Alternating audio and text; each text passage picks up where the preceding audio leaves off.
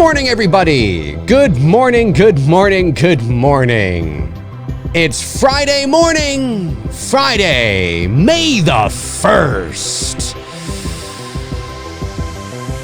Oh, I missed it. I was off. I thought I was going to get it. But I was off. That was a bad one. I was more on a couple of weeks ago when I played the song for the first time. Good morning, everybody. Hey, it's Friday, May 1st, 2020. I feel like I got a hair on my face. It's my cat again. I do have a lot of hair on my face. I need a shave. 11:05 a.m. Eastern Standard Time. I am coming to you live from the VoiceMann Studios in Toronto, Canada.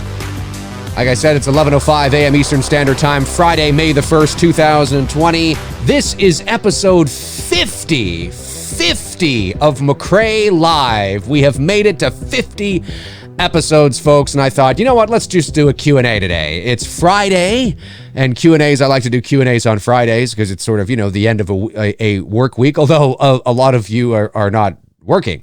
But nonetheless, it is the end of a traditional work week. And of course, it is also the 50th episode of McRae Live. So why not just do an all Q&A for today? Hard to believe we're up to 50 episodes. We could be at 51 episodes, actually.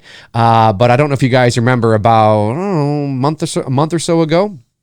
I think it was on a Thursday. I had to, or did I make up that episode? Can't remember if I did. I might have made it up just doing a Q&A. I don't know if I actually did a McRae Live. I think we're one behind because I had to miss a day. But anyway, still 50 episodes, which is pretty cool stuff indeed. And hope you guys are doing well.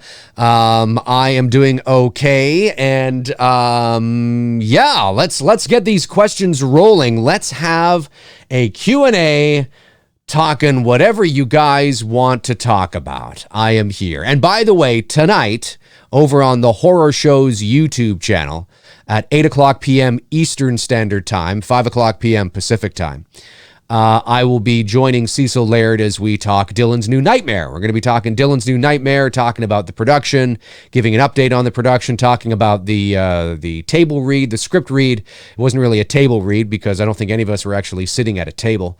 The virtual script read that we did this past Monday. So we'll be talking about that tonight on the show and just talking some Freddy and the production and where it's at and things like that. So don't miss that. That's over on the Horror Show's YouTube channel. Just YouTube The Horror Show. It'll pop up. You'll see it. And that's 8 o'clock p.m. Eastern tonight, 5 o'clock p.m. Pacific for those of you on the West Coast. And so I am excited about that. Corey Dean says, Dave, who's the next guest on the show? Yeah, I am going to have more guests on the show. It's just been a little busy for me lately to try and organize that. I want to get, and in case you guys haven't noticed, I've been sort of making the rounds in the popular sort of YouTube channel space because I wanted to do that. I thought that would be fun to do. Just kind of be objective and just kind of see what everybody's story is. So, of course, I had, the guys from Wham on. I had Cody Leach on. I had Vince DeSante on, of course, talking about Never Hike in the Snow. But I want to get Jimmy Champagne on. I want to get Barry from Wolfman's Got Nards on. I want to get Lee on from Drum Dums. Just so I've kind of made this circle and we kind of know everybody's story. I thought that would be kind of fun. I thought about doing that a while ago, actually. I thought about doing that actually when I wasn't doing this show. I thought about doing it like a year and a bit ago. I thought that would be kind of fun to do, but I didn't really have the platform to do it. You know what I mean? Like I had the platform to do it, but in terms of the style for which I was doing my shows just didn't really it'd be kind of weird. All of a sudden Dave's doing some interview. It just seems kind of weird. But now that I have this little show that I'm doing, it feels more right, feels more natural that's what you could do with a show like this. So that is the plan. I'm not sure when or who will be next, but I asked the guys last week, I guess a week ago today, if they would be interested in doing that when we did Hallow Stream, Kills or whatever that it's called. And they were like, yeah, sure, no problem, be great. I was like, great, cool. So we just have to organize it, and I'll get some other people on as well. And then, of course, there'll be returning guests. Oh, Cecil's been on the show here, of course, a number of times as well. So I'd like to get Cody Leach back on. I'd like to get the guys from Wham back on. You know what I mean? Just kind of, yeah, it's fun. It's fun talking shop with those guys. A couple of super chats just came in. Andrew L. says, have you ever seen the slasher film He Knows You're Alone? Tom Hanks had his film debut in it. No, I never have. I don't know if I've never heard of it. It's entirely possible that I have heard of it. And what I mean, it's not ringing a bell, but if I was to see the poster or the cover, I'd be like, oh, yeah. It could be one of those things. But no, I did not know. That was his film debut. Was he a star in it? Was he a cameo? Was he uncredited, but it's just his debut? It's like the Harrison Ford's film debut was I believe it was 1968, I think was the movie, Dead Heat on a Merry-Go-Round. And he'd played a bellhop boy. Paging Mr. Ellis. I think it was Mr. Ellis. Intel Wild sends a super chat. Thank you, buddy. Says, so Dave, on behalf of all of us in the McRae community, if I send you $100 super chat this morning, will you please give us a 60-minute live impromptu AMA on Sunday? Okay, well, Intel Wild, as much as I appreciate that, I can't be bought and paid for. So it's important that you know that it all is. I appreciate that, and I know you're kind of you're being kind of fun, but at the same time, it's important to note that how the channel operates is that I have a schedule, right, and I can't promise anything. Right? Because of the other things that I'm doing in my life. I got the voiceover work. I got Dylan's New Nightmare. I got It's Me, Billy. I got just my life, my personal life, right? So it's important to note that that's not something that I would want to promise because I don't know what's happening this Sunday. I mean, that's why, I always say, hey guys, I'll see you on Monday. And if I have some time or if something, you might hear from me, with a standalone type of video. But if I say yes to that and you give me $100, which is always appreciated, of course, to the channel, but then where does it end? Where does it stop, right? And then you're going to think, oh, that's great. So I paid him and he did it. Then you know what? I'll just keep doing that and he'll just keep doing it. And it's like, and then others will see that and be like, cool, we'll just get him to do it. It's not a precedence that I want to set here. So I do appreciate it. And of course, any super chats are always appreciated because they go right back into the channel. And we'll be doing some It's Me, Billy-a-thons later on this year after the Indiegogo campaign is released. Well, there'll be an opportunity for people to send in super chats and help support the production. So just know that I appreciate it. And maybe, of course, because sometimes it is difficult to decipher in text, maybe you're being a little tongue-in-cheek, right? You're just kind of, you're not totally, serious. But it's important to note that if you are serious, that's not something that I would like to do. You're more than welcome to send in whatever you want, but I can't promise that,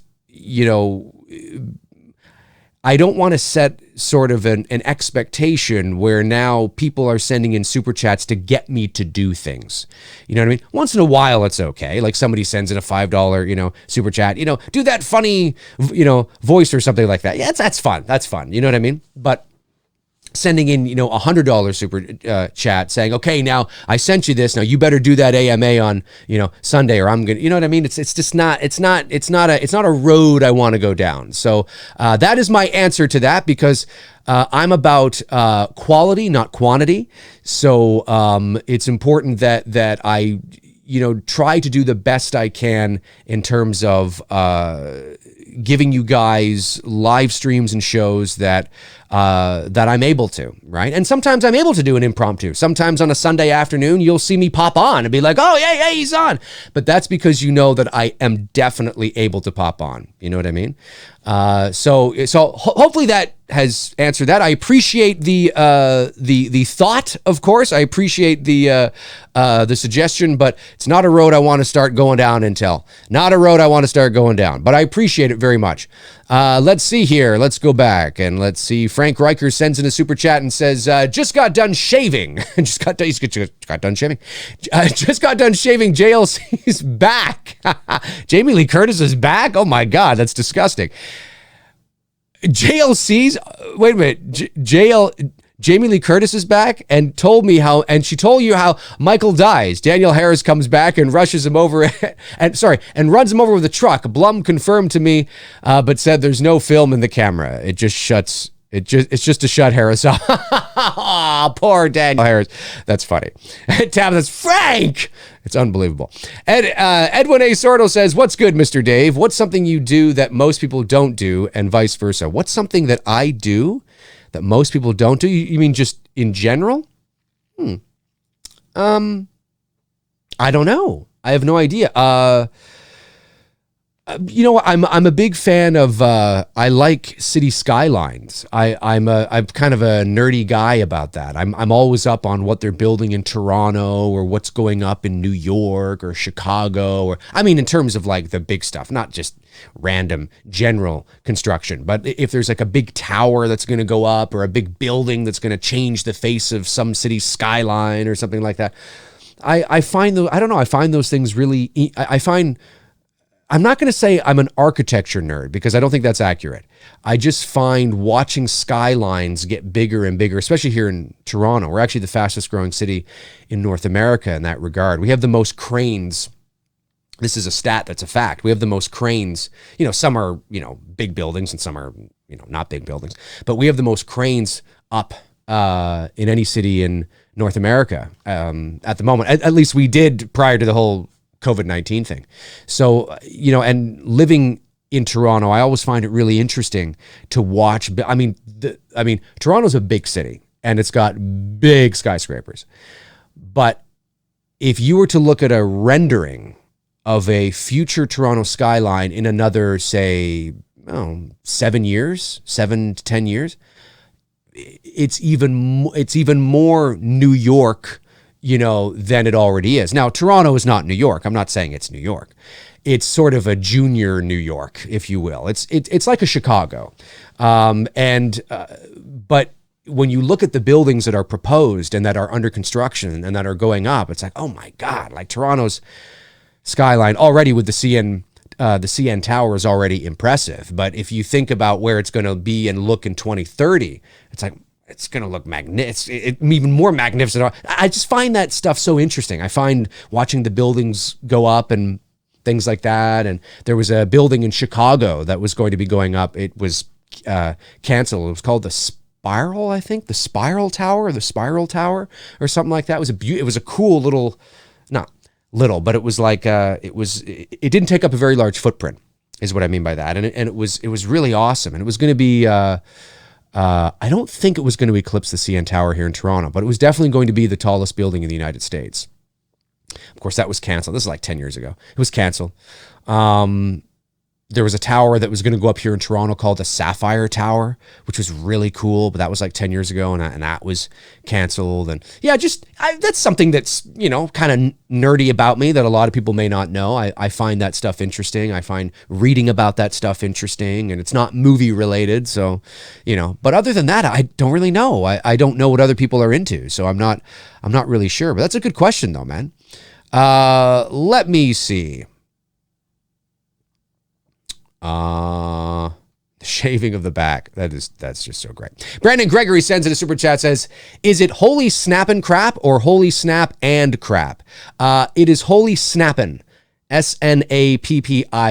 I did not get that. That's not my original thing. That is I was watching a comedian said that. And it was I forget which comedian it was, but it was on a Just for Laughs festival. And I just thought it was a funny, catchy thing. I forget the comedian's name. Maybe you guys remember this clip, but I think he was Canadian, actually.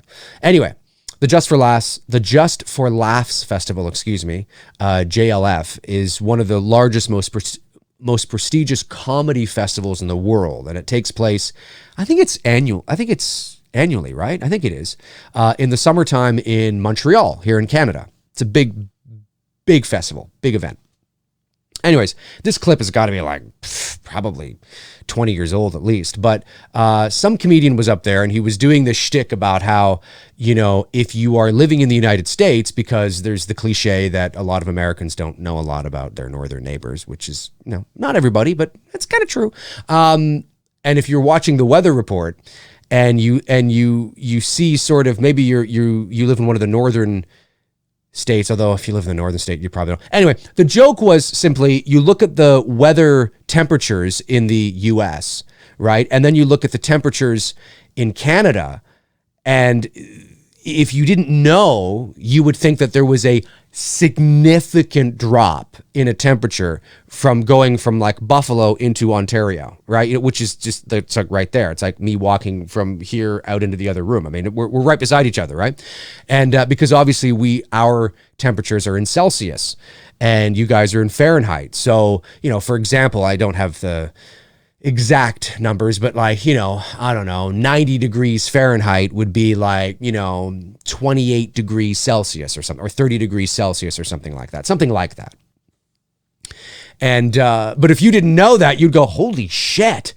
You know, so I drive from New York State into Ontario and it's going to drop by like 70 degrees. Holy shit. And the guy was making a joke about this. It was a funny routine. And he was like, holy snap and crap. And I don't know, for whatever reason, I was like 22 at the time. And I thought it was funny the way he said it. And it's just sort of seeped into my everyday kind of thing. I say it even when I'm not on the show here. Holy snap and crap. I just thought it was funny. So anyways, that's where it came from. I forget the comedian's name. I don't know who he is. But definitely, you might be able to find a clip of it on YouTube. If you were to YouTube just for laughs, I don't know if holy snap and crap would make it come up, but you might be able to find it. And I just thought it was funny. Yeah. Can you imagine being ignorant like that and think, holy Jesus, you mean we get to the Canadian border and it's going to drop by 70 degrees just like that? Jesus. No. But that's funny if somebody did think that. All right, let's see here. So yes, it's Holy Snappin', SNAPPIN.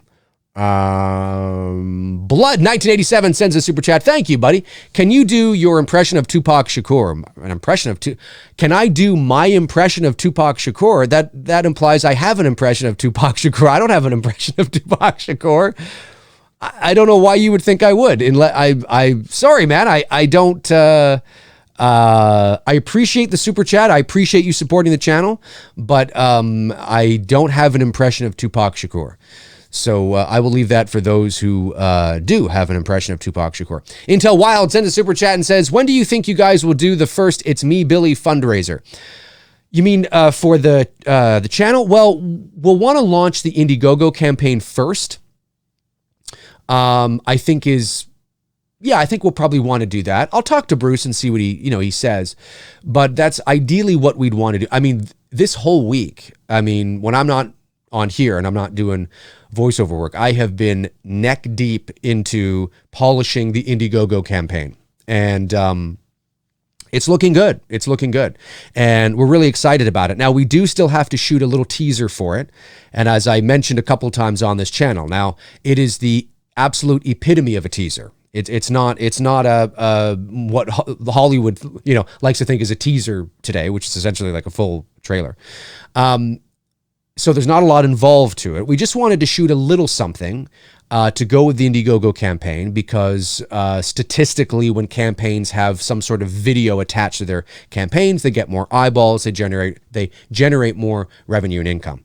So So that's important. So we definitely wanted to not sort of crap out on that, like have everything else spectacular, but you got no video.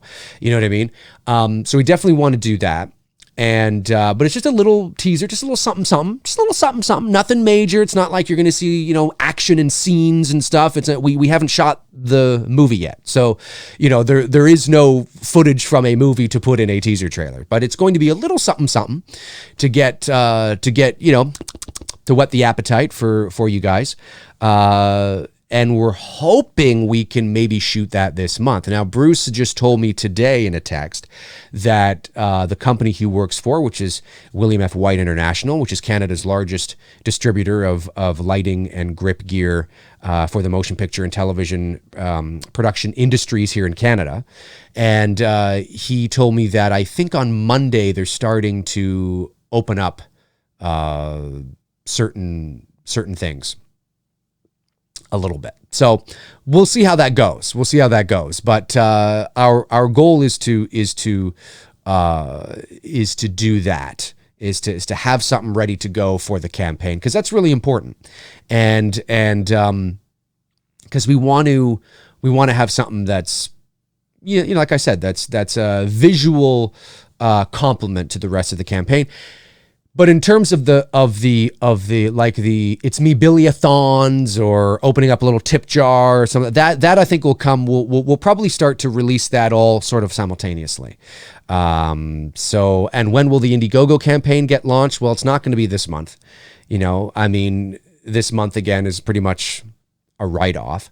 But we're going to continue to work hard, and we're hoping that maybe we'll be able to launch our campaign by June.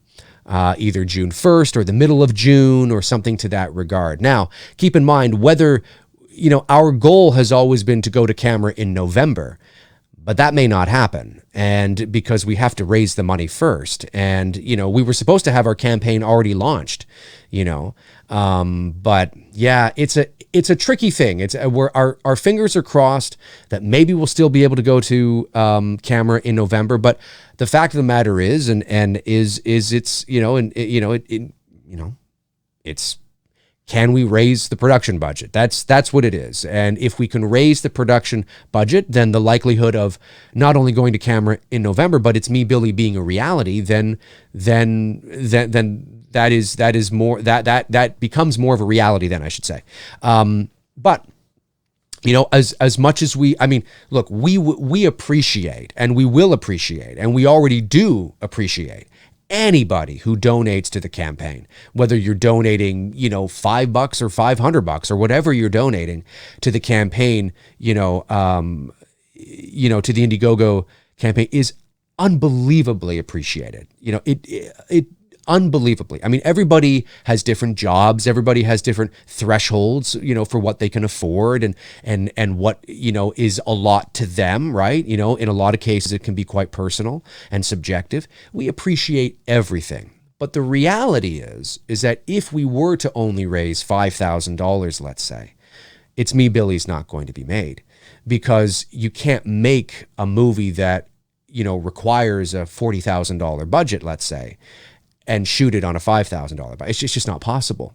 So that's why it's so important. Like with Dylan's new Nightmare and Never Hike in the Snow, these films cost. The reason why they look so good, or in the case of Dylan's new Nightmare is going to look so good, is because of the cost. And that's important. So we definitely have our fingers crossed that we can get everybody excited, everybody here on this channel, everybody on other channels, to get people excited and to share it and to raise the money we need and to deliver a Black Christmas movie that the fans can be proud of and that we can be proud of it too. I know, like, these ladies, Victoria and Shelby and Malika, are just brilliant, and I really hope we could raise that production budget so you guys can see them in action, because it'll be a lot of fun. Let me see. Dun, dun, dun, dun. Darren Sand says, does he mean... Oh, Darren, by the way, I'm in the middle of responding to you. Darren Sand says, does he mean Busta Rhymes? Oh, the Tupac Shakur thing? Oh, maybe he does. Blood 1987. Do you mean... That's a good point. Maybe he does. Well, if he does, trick or treat, motherfucker! There you go, buddy. Brandon Gregory says, Dave, do your Roger Moore impression. What is this? What are these people? A Roger Moore impression? I don't have a Roger Moore impression. I've never, I have no idea. I mean, I know who you're talking about, but I don't have a Roger Moore impression. Thank you for the super chat, though, Brandon. I appreciate it very much. Kirk Rakestraw sends a super chat and says, I got 5 on it. He's singing, I got 5. I get you. Thanks, buddy. Really appreciate it. Let's see. A couple other super chats came in. Jordan Ellis sends a super chat, says, hey, Dave, out of Karen, Tommy, Lindsay, who do you think will most likely be killed off in Halloween Kills? Not Tommy. I think, first and foremost, I think your most likely person to be killed is probably Karen. Then followed by Lindsay, then Tommy. I just don't think, maybe Tommy, but I think Tommy for me, and again, I'm coming at this from a bit of a sort of what I would do. I wouldn't kill Tommy off at all. I mean, I wouldn't hesitate to have him right there at the end, like part of the big climactic moment because of how integral he was to the original film and the whole sort of arc of Laurie's character. Without Tommy, Laurie has no arc.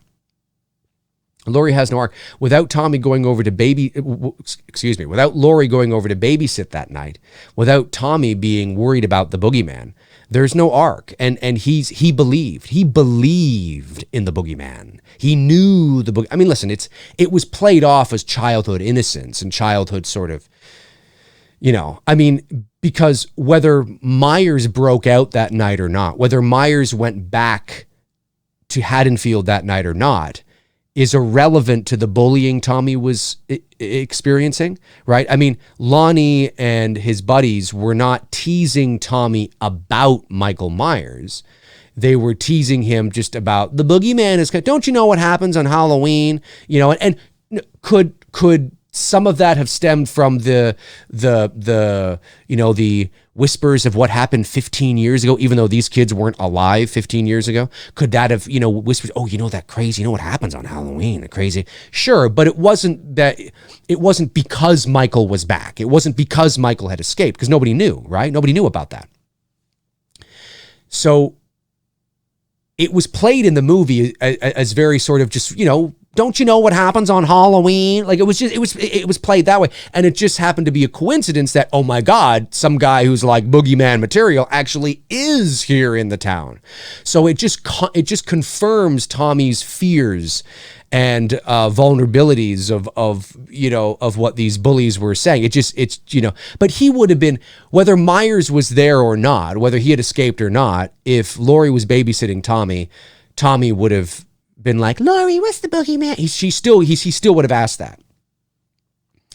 But it's so important. So it is played to childhood sort of innocence, but it works as well because there is a guy there. And Tommy's integral to that arc. I mean, that's why at the end of that is the moment. Like you've heard me say 1,000 times, it was the boogeyman. Basically, just imagine her saying, oh my God, Tommy was right. It was the boogeyman. Like you could have had her, that's what she's thinking in her head. Oh my God, that fucking little kid was right. It was the boogeyman. So he's so important. You can't kill the boogeyman. What's the boogeyman? What about the boogeyman? He's so important. So I way more important than Lindsay. Way more important than Lindsay. Way more important. So yeah, I think to kill him off would be not at all. I think to kill him, again, it's all in the execution. It's all in the right. It all comes down to the writing. But just on first feel, I think it would be premature to kill Tommy in this next movie. Karen, I think she's expendable in the sense that she can give some not a lot of people like the character of Karen. I understand that. But she can go. I think she's likely to go. And then Lindsay.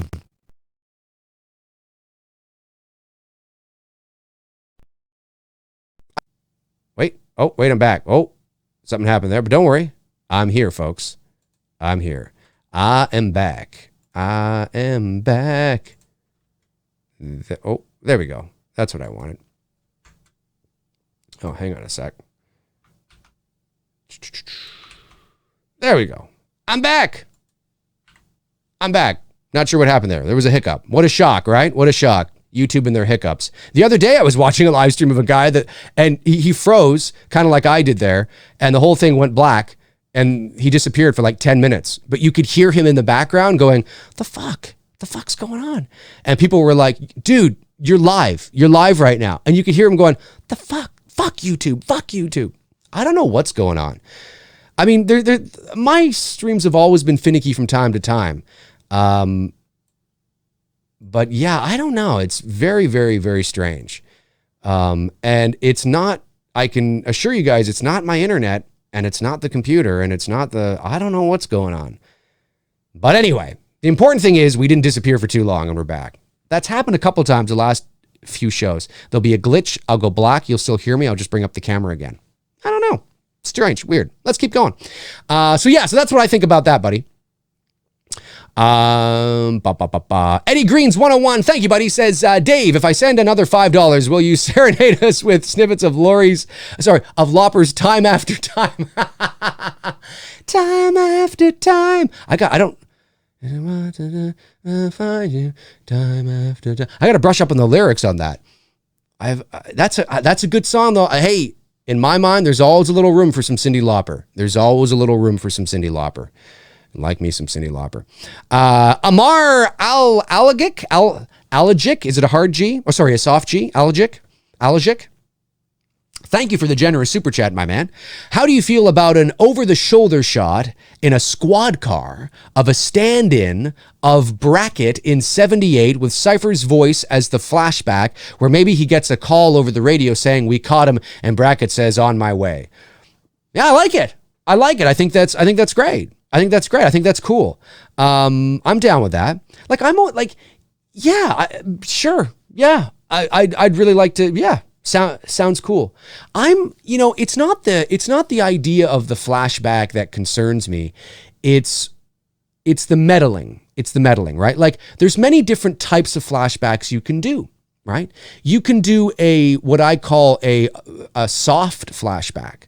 And these are not industry terms. This is what I'm saying. I call a soft flashback, which is like somebody's providing some exposition, and, maybe you see as they're speaking wisps of a dreamlike flashback sort of thing, right? We've seen that kind of stuff before. Then there is a hard flashback where you see kind of like what? No. You did say Cypher's voiceover is the flashback. Okay, so yeah, yours would be sort of a hard flashback where it is, a medium hard flashback. I forget what I said. I talked about this like 6 months ago, and I kind of forget the terms I use now. But anyway, there's several different types. Okay, so there's the softer one, which is kind of like somebody's talking and there's wisps of an echo of a dream-like kind of thing, right? And you kind of see it fades in and out as they're giving some exposition. And then there's a harder flashback, which is you're still aware it's a flashback, right? But it's like it's like you hear the voiceover. So we see the scene. It's not a whisper, a dreamlike. There's no dreamlike hue over the picture. It's a scene that's playing out in front of you. But the audio and the sound within that scene is lowered. Okay. And the voiceover from whoever the character is describing the memory of that time is prominent, right? And kind of like what you're saying here, I think. But you're aware that it's a flashback. Then there's what I forget the lingo I use, but then there's what I call a hard flashback in the sense of that it's a fully fleshed out scene.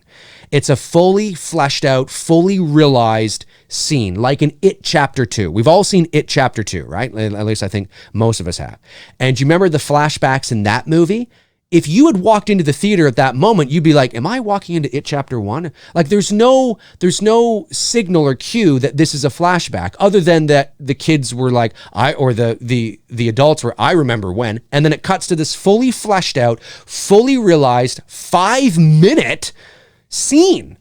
And it's not like it's, wispy or dreamlike or echoey. No, it's like a scene. It's a scene in the movie. You know what I mean? And a lot of the flashbacks were like that. Whenever you start to play in that world and you start meddling and creating fully fleshed out, fully realized scenes, it's always something that concerns me, because you run the risk of adding material and lore and you know, it's just, I'm cautiously optimistic, but it sounds like from every account that I'm hearing that these are fully fleshed out, fully realized scenes now, or a scene. Now, I'm not saying it lasts 5 minutes. I don't know, but the wispier, echo, dreamlike flashback I think is safer because it's more ambiguous. You know, it's you kind of have things there, but you don't really see too much. You know, it's more of the dialogue. It's more theater of the mind. It's more of the dialogue that is being spoken by the actor is what is driving the narrative here, right? In terms of the flashback and the wispy sort of dreamlike stuff, and you know, echoey here, no, you know, that kind of stuff just sort of complements what he's talking about. But really, he's telling a story, and you are just sort of engrossed in what he's saying, and you can kind of fill in the blanks yourself. But if you don't have that, and you just have a guy go, you know, I remember when, and then it just cuts to a fully fleshed out 5-minute scene of that when happening, and there's no voiceover, no, it's just like you're watching another movie all of a sudden. It's tricky. And it's especially tricky in this Halloween universe because you don't want to unintentionally add something to the story that just doesn't belong. Like, let's not forget, folks, that they almost had Michael Myers kill Dr. Loomis at the beginning of Halloween 2018 during this is true.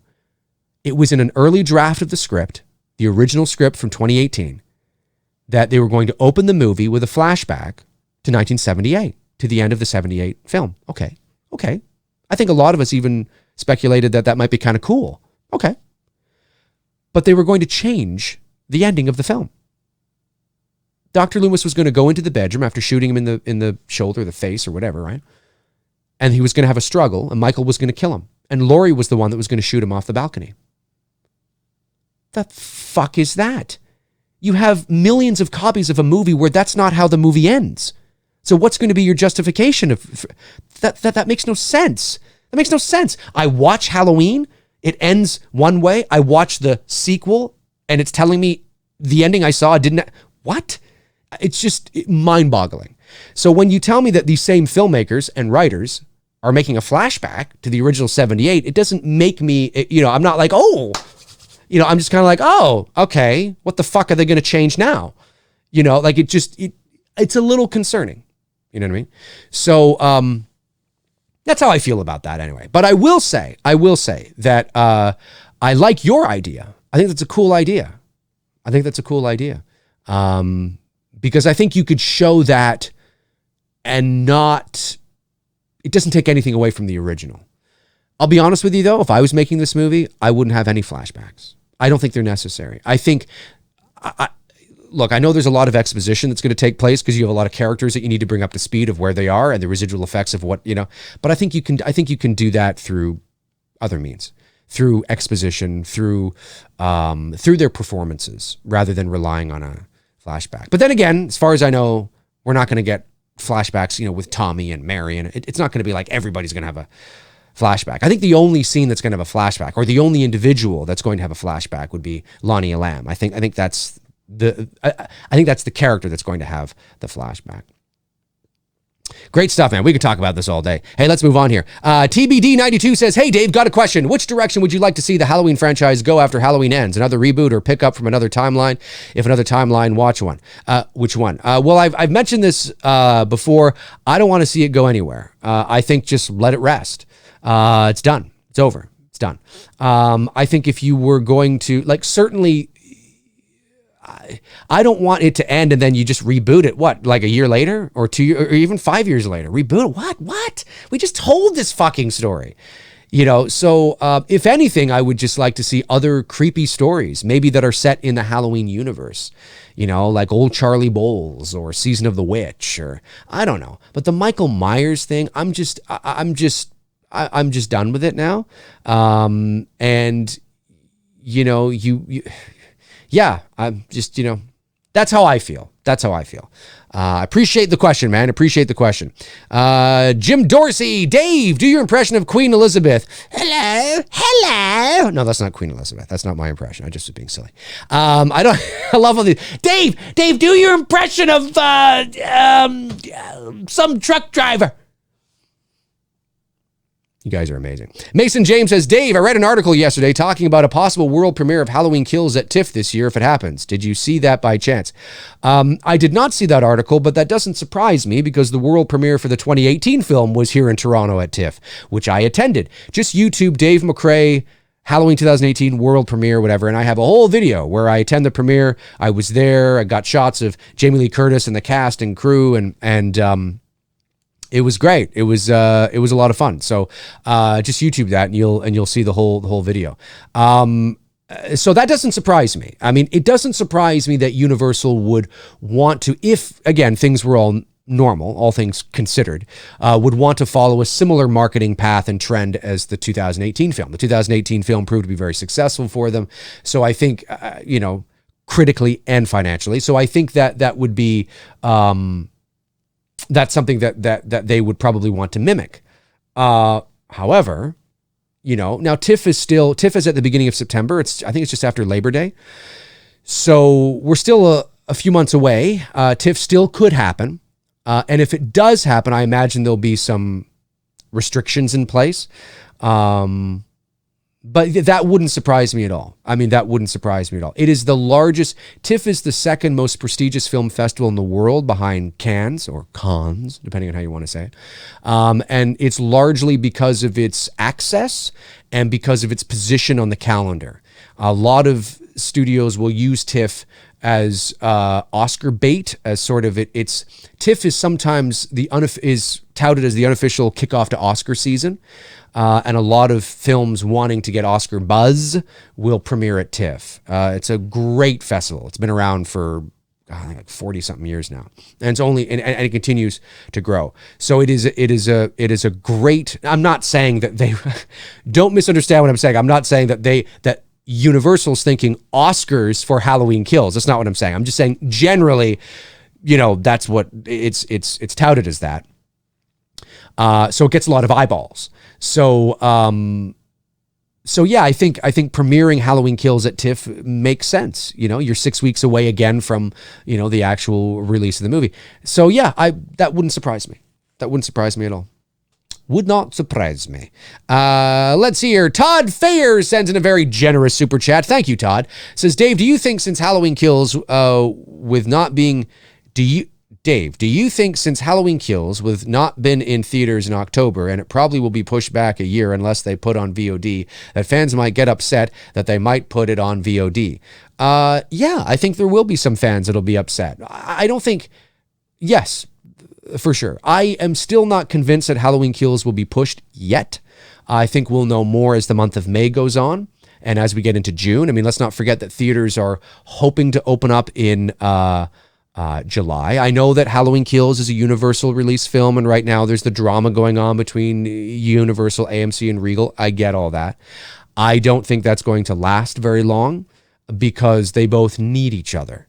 And I think that this is a flexing of the muscles, and I think that there are points to be made on both sides. I understand. I talked a bit about this yesterday, but at the end of the day, I think what is the most unfortunate part, and I mentioned this yesterday on the show too, is that there wasn't a picking up of the phone and calling. I think AMC, because AMC is in a financial situation right now, I think they feel desperate, and I think they feel slighted because of what Universal did in not calling them and letting them know about the Trolls situation. And I think this is a flexing of the muscles. And I think they know they can do that because the likelihood of Universal not having any of their movies play in any of the major theaters around the world is just, it's not possible. It's not that they're going to lose hundreds of millions, if not billions of dollars. So AMC felt that they could call Universal's bluff, essentially. Now, that doesn't mean that streaming is not going to happen and that Universal still won't release certain movies to streaming. But, cooler heads will prevail. I think the most interesting to take from this whole fiasco for me is how nobody picked up a phone. Nobody picked up a phone and was like, you know what, would you call Jeff, please, over at Universal? Find out what the fuck is going on. Like, this is ridiculous. Let's have a Skype call. Jeff, let's have a Skype call. We're quarantined right now. How does Thursday at 5? You got Thursday? Okay, great. Well, we'll hash this out. No, it was just, oh yeah? Fuck you! That's what it was. It's like, yeah, you know what I mean? And then it's like, oh yeah? Well, fuck me? No, fuck you! And it's like, that is the most interesting thing to me. But there's no way that this is going to last. There's no way. They need each other. So cooler heads will prevail. Universal will have movies released in theaters again. And, but whether Halloween Kills will be pushed, I don't know. But do I think people will be upset? Yeah, I think people will be disappointed. But I will bet you $1 trillion. I don't have $1 trillion. I'll bet you $1 trillion. If the movie gets released on VOD, very few people will be like, I'm not watching it. Fuck that. I'm not watching it. It's not in the theater. I'm watching it. Sorry. Of course you're going to watch it. Will you be disappointed that you can't watch it in the theater? Yeah, but are you going to watch it? You're going to watch it. Let's see here. Okay, Eddie Greens 101 says, I'll take it. Here you go, brother. Thanks very much, Eddie. Really appreciate it, my man. William Long sends in a very generous super chat. Thank you, William, for supporting the channel like that. Really appreciate it. Says, hey, Dave, Martin Scorsese is probably my favorite director. He's a legend. Love good old Marty. But I'm also a big superhero fan. Though I understand his points, I do disagree with his take on Marvel. In my opinion, any film that effectively enthralls audiences qualifies as cinema. Thoughts? That's a great question, William. Well, I think Marty. Yeah, I know. I understand Martin Scorsese's point. I think what is... And I don't know if he said this, and if he has, or I don't think he'd ever say this. I think what it comes down to is that the superhero genre is the most profitable, and is the most, at this moment, is the most profitable, successful. I think it has more to do with, okay, let me just say this. Let me back up. I think it has more to do with the saturation. Now, that doesn't mean that we are not getting other movies. There are other movies being made all the time. There are more non-superhero movies being made and released than superhero movies. But the saturation comes from its popularity, comes from its inundation into the pop culture. It's everywhere. And I think when you are an older school director, like a Spielberg or like a Lucas or like a Scorsese or a Francis Ford Coppola, or, you grew up in a time where you entered the industry at a time when it was called the new Hollywood era, right? The new wave. And this is the mid to late 70s. And, you helped set the foundation for this being possible. And I think, though, that there's such an emphasis on the spectacle. And it's not that they're not good stories, but I think it's the inundation. I think it's the saturation that sort of rubs sort of those old fogies the wrong way. And sometimes it's hard for their pictures to get noticed or to gain any sort of traction or buzz because of the giant looming over it's like superhero, yeah, superhero, yeah, let's do more. And it's like, holy fuck, calm down. You know what I mean? And it's just, 22 movies in 10 years. 22 movies in 10 years. It's unprecedented. Never, ever has that ever been done. And it's the most successful. It's eclipsed Star Wars. It is unbelievably successful. But 22 movies in 10 years. Unbelievable. And are they great? I'm sure. Look, I've only seen about 4 of them. And the reason why I've only seen about 4 of them is because I'm not a big superhero guy. That doesn't mean they're not great movies. I didn't grow up. I didn't read the comics. I didn't have the toys. I didn't care. You know what I mean? Again, as I've said 1,000 times, I like your your staples, like your Superman or your Batman or your Spider-Man. But when you start branching off into like Black Widow, I never heard of Black Widow. I'd never heard of you know, I don't know who else is in there. Doctor Strange. I'd never heard of Doctor Strange until there was a movie about him. It's like, Doctor Strange, that's strange. Never heard of him. You know, so there's a definite, you know, it's just but anyways, I'm going off on a tangent. Circling back to your question, which is, do I think it is cinema? Yes, I think it is cinema, but it is the evolution of a particular type of cinema. And, you know, it's not traditionally movies that, you know, at the end of the day, they're not traditionally movies that are going to be nominated for their performances in terms of the acting, in terms of the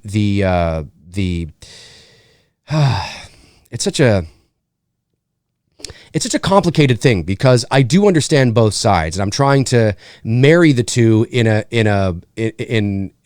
way that makes sense, because I do understand both sides of the argument. But I don't think Martin Scorsese's wrong. Let me just say that. I don't think he's wrong. I think he has a very particular point of view which can be quantified.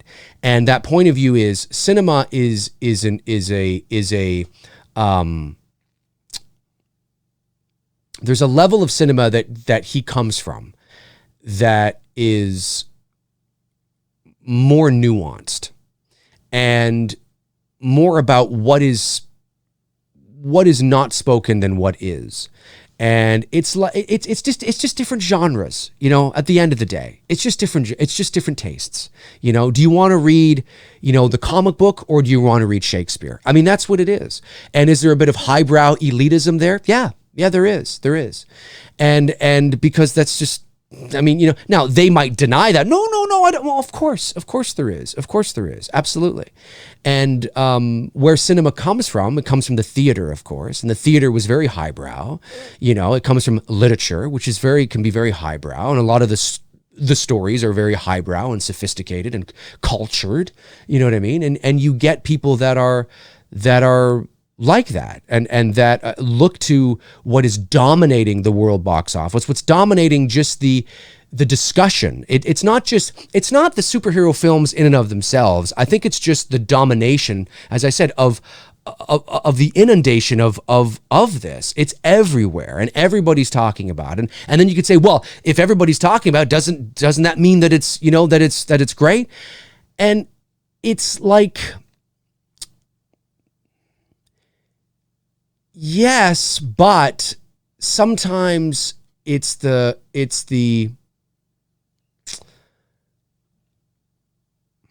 how do I say this? It's like, and the reason why I'm taking my time and I'm sort of all over, because I really do see both sides, and it's a very, I want to be particular with my answers, because it's not a yay or nay for me, because I really truly do see both sides of the argument. It's like it's the cinema. The MCU is a linear, very good story. And if you watch from the beginning, there is a story that's there. But it is more spectacle. It relies heavily on its icing, more so than its cake. And it doesn't mean there isn't cake there. It doesn't mean that you weren't emotionally moved while watching Avengers: Infinity War or Endgame. You do become emotionally attached to the story.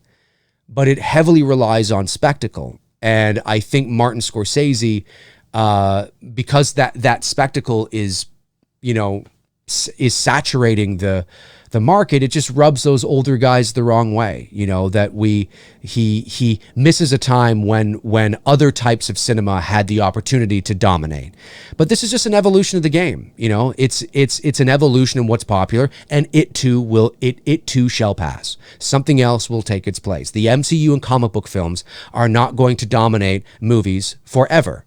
Something else will come in. Something else will take its place. You know, it's and more than likely, when we start to evolve in terms of how we consume our entertainment. That's going to evolve too. We're not going to be going to movie theaters for the next 500 years. It's not going to happen. You know, how we consume our entertainment is going to change. I think Ready Player One is more in line with how entertainment is going to go. VR, virtual reality. I think that's going to be a reality. Well, it already is, but I mean, to that degree, like the Oasis. I think that is where you're going to see a lot of that. And you know, so how we consume our entertainment, so we almost become part of the movie, you know, in that degree. I think that's likely where it's going to go. So, you know, I know I gave sort of a roundabout kind of thing there, but because it's a tough thing to answer. I mean, you could answer it simply, yeah, Martin Scorsese's a fucking idiot. You could say that. No, fuck superhero films. But I think it's more nuanced than that. I see both sides of the equation, but I really believe, because of the kind of filmmaker Martin Scorsese is, because of where he comes from and the sort of new wave of Hollywood and the kind of movies he makes. I mean, I think the most sensational movie he's ever made, I think, was Hugo. I think, anyway. You know, like, I don't even think, you know, or the like, he's very into the, you know, he's more of the drama, character-driven. He's more of the character-driven drama, nuanced, you know, deeper sort of intense dramas. I mean, that's what he is, right? So he sees this spectacle inundation of everything, and it just, yeah, you know, it rubs him the wrong way. But you get you know, somebody like a Spielberg who sort of dances between both, right? And his response has been more balanced, right? It all depends on who you talk to. But there is no doubt that the superhero genre is running the show. And in terms of the box office receipts, in terms of the pop culture footprint. And, you know, I think he's a guy that's probably just sick and tired of fucking hearing about it. Let's be honest. I think he's sick and tired of fucking hearing about it, because it's not a movie or a genre that he has any interest in partaking in, you know. But is it cinema? It is. It absolutely is. It's the evolution of where cinema has become. Absolutely. It's a hell of a cinematic experience. But there's a certain kind of cinema it's not. And that's what Scorsese's talking about at the end of the day. So I know that wasn't a terrific answer, because it's, you know, there's a lot of things in there. But certainly it is, I do see his point, and I see other people's points as well. Aaron Click says, I never had a major problem with Karen in H-18. I just didn't like her delivery during her exposition scenes. I just didn't like her character. I thought her character was weak and annoying, and just some of the lines she was, Mom, the world is a nice and wonderful place. It's like, why are you writing her to say that? You know that's not true. That's being said to pass this person off as being naive and ignorant, and I just don't buy that she would be that dumb. So hopefully maybe she can be redeemed in the future. Amar Alachik sends a super chat, says, listen to your show. It distracts me from my anxiety. Well, that's great. You help me more than you know. Mean it from the bottom of my heart. Keep up the great work. Much love, brother. Well, thank you so much, Amar, or Amar. I'm not sure how you pronounce your first name there, but hopefully I got it right. I love hearing that kind of thing, because that does mean a lot to me. And you know, anytime somebody can be affected in this way is great. So I really do appreciate that. And thank you for supporting the channel. Shad Got Game sends a super chat, says, hey Dave, if you watch the original Halloween at the end, when Michael comes down the stairs to get Laurie, you can tell he is moving a little quicker than usual. It's a quick shot, but watch his legs. Oh, yep. No, it's one of my favorite shots in the entire movie, because I love the way the lighting is set up, where the rungs, the rungs on the railing, and the light is being cast through there, and you see him come into the darkness, into the light, out of the light, into the light, out of the light, and the light on his mask and the shadow of the railing is terrific. It's great. It's a great shot. I know it very well. It's one of my favorite shots in the movie, and I agree with what you're saying. Song Fan sends a super chat, says, hey Dave, just in my opinion, H 2018 just felt like a high budget fan film starring Jamie Lee Curtis. It didn't feel like a Michael Myers movie. A lot of people have said that. Thanks for supporting the channel, man. Die Hard Drummer 84 says, Dave, what do you run for a mile? Advice to improve. Oh, my time for a mile. I don't know. I don't really keep track. I know I go out and run 5K, which is about 3 miles, and it takes me about 25 minutes to do it. So, whatever that is, 6-7 minutes, maybe 8 minutes a mile, whatever. I'm not out there. I mean, I'm almost 41, so I'm not, I'm not out there, ripping through it, but I'm just jogging, right? I set a pace. I don't really do it to improve my time. I mean, I know that all the jogging I've done over the years has allowed me to be in tremendous physical cardiovascular shape. And the reason I know that is because my resting heartbeat is 47 beats a minute. Yeah. Now, it's probably a little higher now because I'm talking and I'm, exerting energy. But if I was just sitting on my couch watching TV or whatever, if I go like this, 47 beats a minute. That's a marathoner's heartbeat, for Christ's sakes. And some marathon runners have it even lower than that. I don't want to go lower than that. And sometimes it'll be like 52 or something like that. But it's low. And that is, I mean, I might have had a lower heart rate anyway, but there's no doubt, because I've been jogging since I was 15 years old, that it's like I could run 10K, and after my run, I stop and I'm like, and it's like I can still feel it going bump, bump, bump, bump. And I'm like I'm a little out of breath, but I'm not like, hey, what's going on? I haven't been like that in decades. Like I just, you know what I mean? So for me, it's just about health and about, maintaining a weight or burning something off, or I'm not really keeping track of my time. I mean, I know my time is like 25 minutes, and then maybe if I haven't ran for a week because of whatever, maybe the weather's bad or I'm sick or something, and I get back out there, maybe I'll run 5K in like 28 minutes or something. It's a little bit of, I'm a little stiff, right? Because if you run as much as I do and you take like a week or two off because you're on vacation or, whatever, and you're not eating right, or you get back out there and you can feel it. You can feel it. Because I try to run about at least 3 times a week.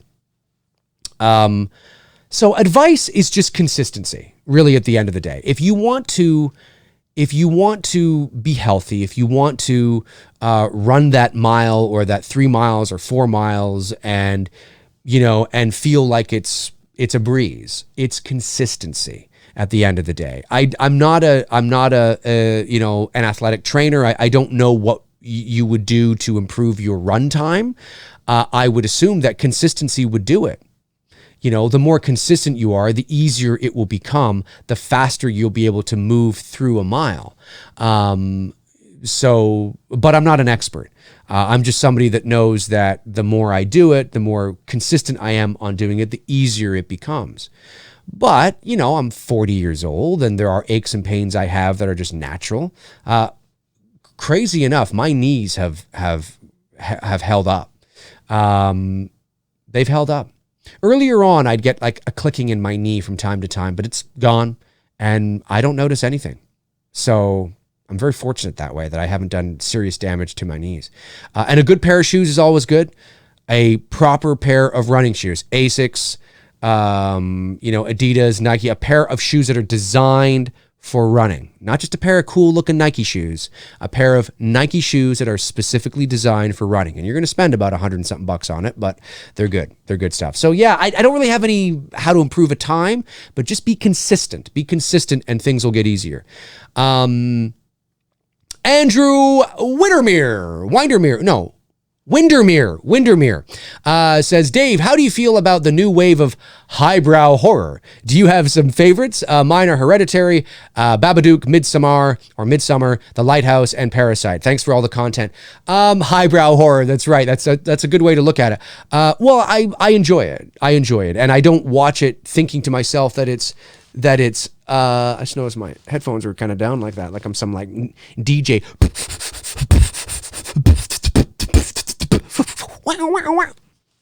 Anyway, there we go. That was my beatbox in there for you. Yeah, when I sit down to watch that kind of horror, I don't think of it as highbrow. I think of it as just sort of horror. Again, like the evolution of horror. Like it's because there have always been that type of horror. I mean, you can go back to Jacob's Ladder, from the early 90s. You can go back to, even Seven from 1995. You want to go back even further than that. I mean, so that kind of horror has always existed. It's just now sort of it's becoming more mainstream. And I would say I loved Parasite. I thought Parasite was fantastic. I thought Parasite was terrific. Loved Hereditary. Thought Hereditary was fantastic. Even The Exorcist could, like from years ago, could be considered highbrow. I mean, maybe not highbrow now, but highbrow then maybe. Midsummer, I liked Midsummer, not as much as I liked Hereditary, but because there were some decisions that some of the characters made in Midsummer that I didn't particularly enjoy. Just recently saw The Lighthouse about a week or so ago. Really enjoyed it. It's a movie that I think I need to see again to really sort of come to a consensus of how I truly feel about the layers that are in the movie. But anytime there is a film that has psychological layers, that treats its audience as intelligent individuals, I'm always down for. And of course, I wasn't always like that. I mean, I've grown into that kind of a person. I really appreciate the psychological and sociological, layers that are sometimes in these films. I think it's terrific. I love movies that are character driven, that are like even the film Prisoners, is a psychological thriller. Horror, if you will. Love that film. I think it's brilliantly done. I think it's great writing, brilliantly crafted and acted. And, I think, when you see a movie like that, and then you see, going back to what William Long, I think it was, right? William Long was talking about Martin Scorsese. When you watch a movie that is so visceral, so intense and so character driven and so about real life and the complexities of the human condition and the human experience, that's what it comes down to at the end of the day is I think sometimes when you look at superhero films, they're spectacles. They're not necessarily relatable. That doesn't mean that there isn't drama happening within their own universe, but there's nothing relatable to it in terms of the human experience, per se. But when you get into the more serious, dramatic pieces, films that have changed cinema, like, your Shawshank Redemption or Jesus, there's so many, it can really, it's a different kind of emotion. I can get emotional watching a Star Wars movie and Harrison Ford coming back, or watching, being involved, emotionally with these characters from the beginning, but it's not the same kind of emotion. It doesn't resonate in the same kind of way that a Shawshank Redemption does, or that some epic drama like a Schindler's List, or something that really sort of is relatable on a human level, and I think that's what Martin Scorsese's talking about. I don't think he hates superhero films. I think he's getting older, and he's just like this. Yeah, it's again, it's the inundation, it's the saturation, and but to say that superhero films are not cinema, I don't agree with that. I think they are cinema, but they are an evolution of cinema. And sometimes, older guys become the get off my lawn guy, and he's just like, but I do think it's important that we also acknowledge what Martin Scorsese is talking about, because he's not wrong. It is very important what he's talking about there. But I don't think I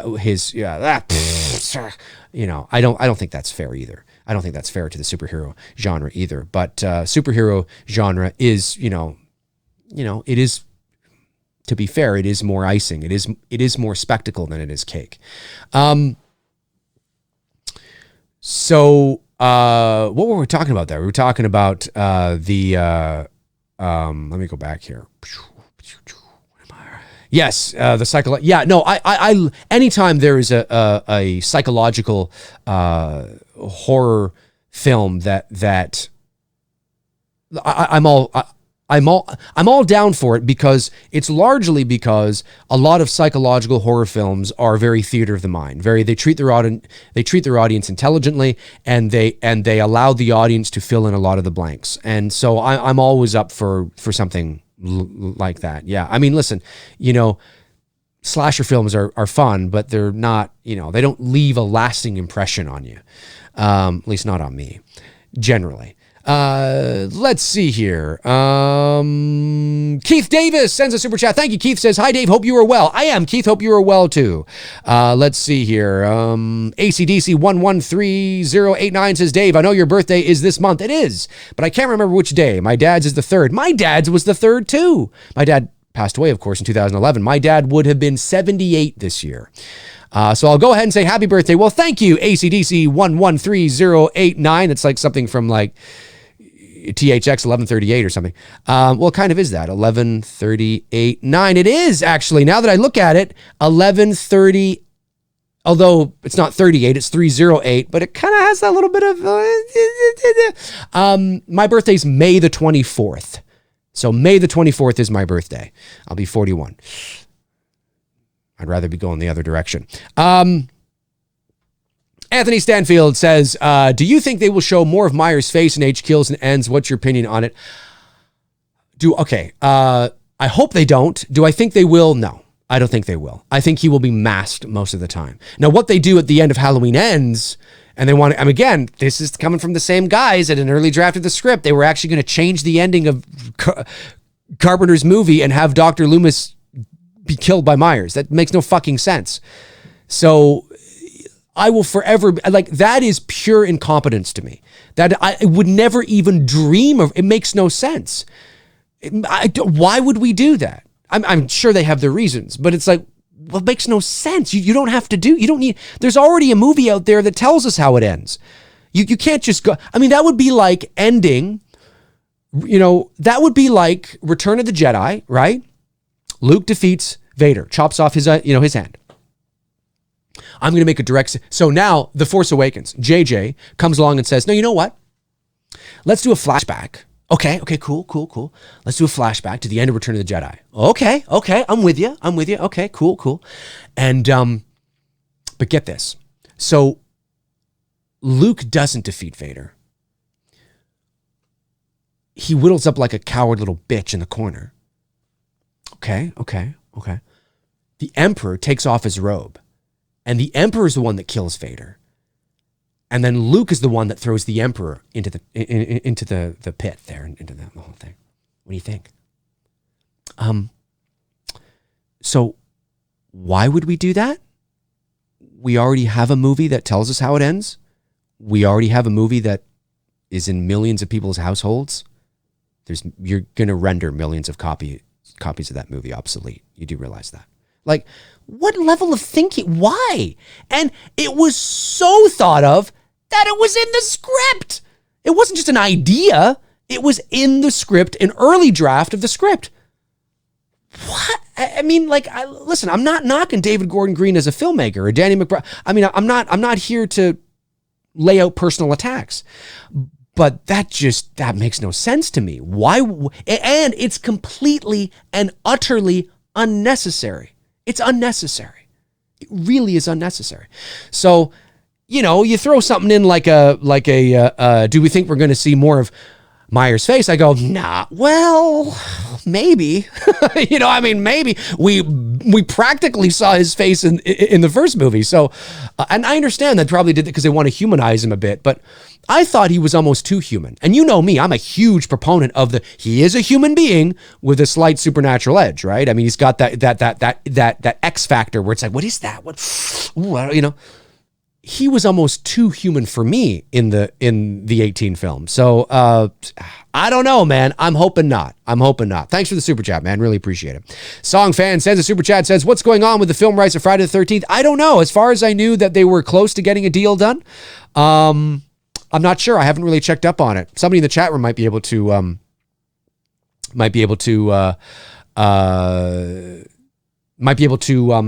answer that. Somebody who's up on that more than me. Let's see here. Let's keep going. Geez, these super chats are piling up. You guys are amazing supporting the channel this way. Remember, when we do an It's Me Billy-a-thon, you guys all got to come out. You got to come out. You got to come out. You guys are amazing.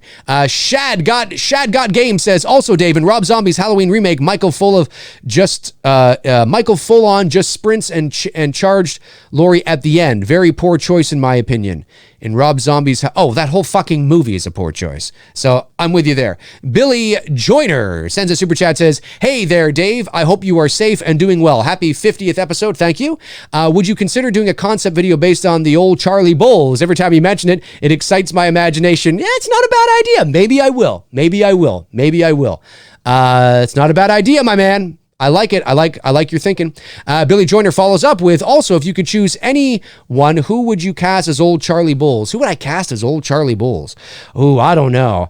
I think maybe if he was a bit younger, although he's got a good age right now, or he's got a good age. He's at a good age right now. But I don't know if he's the right age. He might be just a smidgy too old. Maybe 10 years ago. I'm thinking maybe Christopher Plummer. And not just because he's Canadian, but because he's got that, I don't know, there's something about him. I could see Christopher Plummer as an old Charlie Bulls. He's a terrific actor because he's a great actor as well.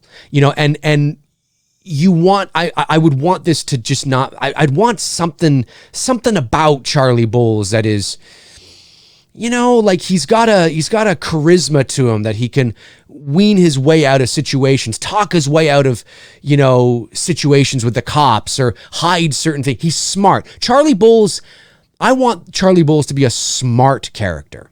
He's not just some loose cannon that, let's say he murders his family with a hacksaw, but he's able to hide it for a bit. You know what I mean? He's a smart kind of guy, but the cops think there's something weird, and it's a character study of old Charlie Bull. It's something about Christopher Plummer that I think would be cool in that role. I don't know about, he's getting up there in age now. I think he's in his 90s now, maybe 10 years or so ago, but that would be cool. I think he would be good. I think Anthony Hopkins maybe, but he's very Anthony Hopkins, if you know what I mean. Might be a little too... Anthony Hopkins might be a little too, I don't want to say on the nose, but too, not saturated, but too mainstream, maybe? He's an amazing, I love Anthony. He's a legend.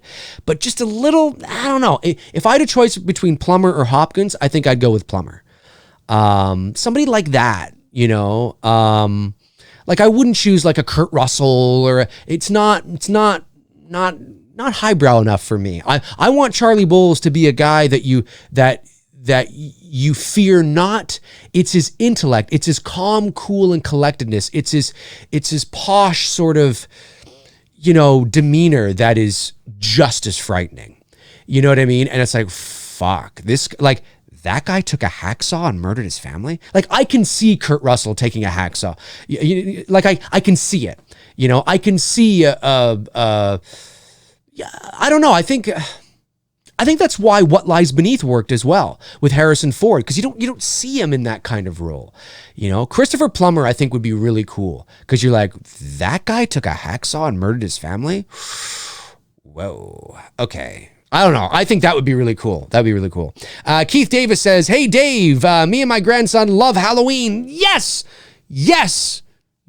Well, shout out to your grandson, my man. Shout out to your grandson. Matt Rayner sends in a very generous super chat. Thank you, Matt. Really appreciate it. Says, hey, Dave, from one Canadian to another. Congrats on episode 50. Thank you so much, man. Some days it can be scary for me. Plus, I'm not able to travel to another province to see my family and friends, but I have this channel to help, so thank you. Well, thank you. It's so cool to hear people who reach out to you and say, hey, Dave, you've helped me through this or you've helped me through that. It's not the reason I'm doing this, obviously, and it was never even a thought when I started doing this, but it's sort of just a nice byproduct. There are a lot of people out there that are going through a lot of shit, and, everybody's got a story, man, and everybody is going through something. And it's so cool to be able to have a positive influence and a positive effect on somebody's life in that way. I think that's really meaningful. So if I can bring a little bit of joy to your life, in just maybe during one show, I make you laugh, or I make you chuckle, or I make you just forget about the shit you're going through. Then I think that's awesome. But remember this, to anybody who's going through whatever it is you are going through, stay strong, stay connected. One of the most important things you can do is surrounding yourself with people, with friends. And right now I know it's hard, as Matt says, because he's in another, he can't get to his friend or his family, but reach out, pick up your phone and call them, or have a Snapchat or a FaceTime or a Skype or a Zoom or whatever. And just keep connected, keep your spirits up. Just stay strong, whatever it is you are going through, whether it's relationship troubles or work troubles or something more serious even. Stay strong. You've got this. You have got this. You've got this. You are strong. You are more strong. You are stronger than you know. But it also helps to surround yourself with people who can lift you up as well. So it means a lot when I hear people say that, because it's not why I'm doing it. So it's almost a really nice byproduct. So I really appreciate it. Let's see. Did I get all the super chats? I think I did. I think I got them all. So let's get a couple of non-ones in here, you patient motherfuckers, you. Jacqueline McEwen says, Old Charlie Bowles may have been a nickname. That's right. I've mentioned that too. You're bang on there, Jacqueline. He can't be too old since he kissed his wife and his kids goodbye. See, that's true too.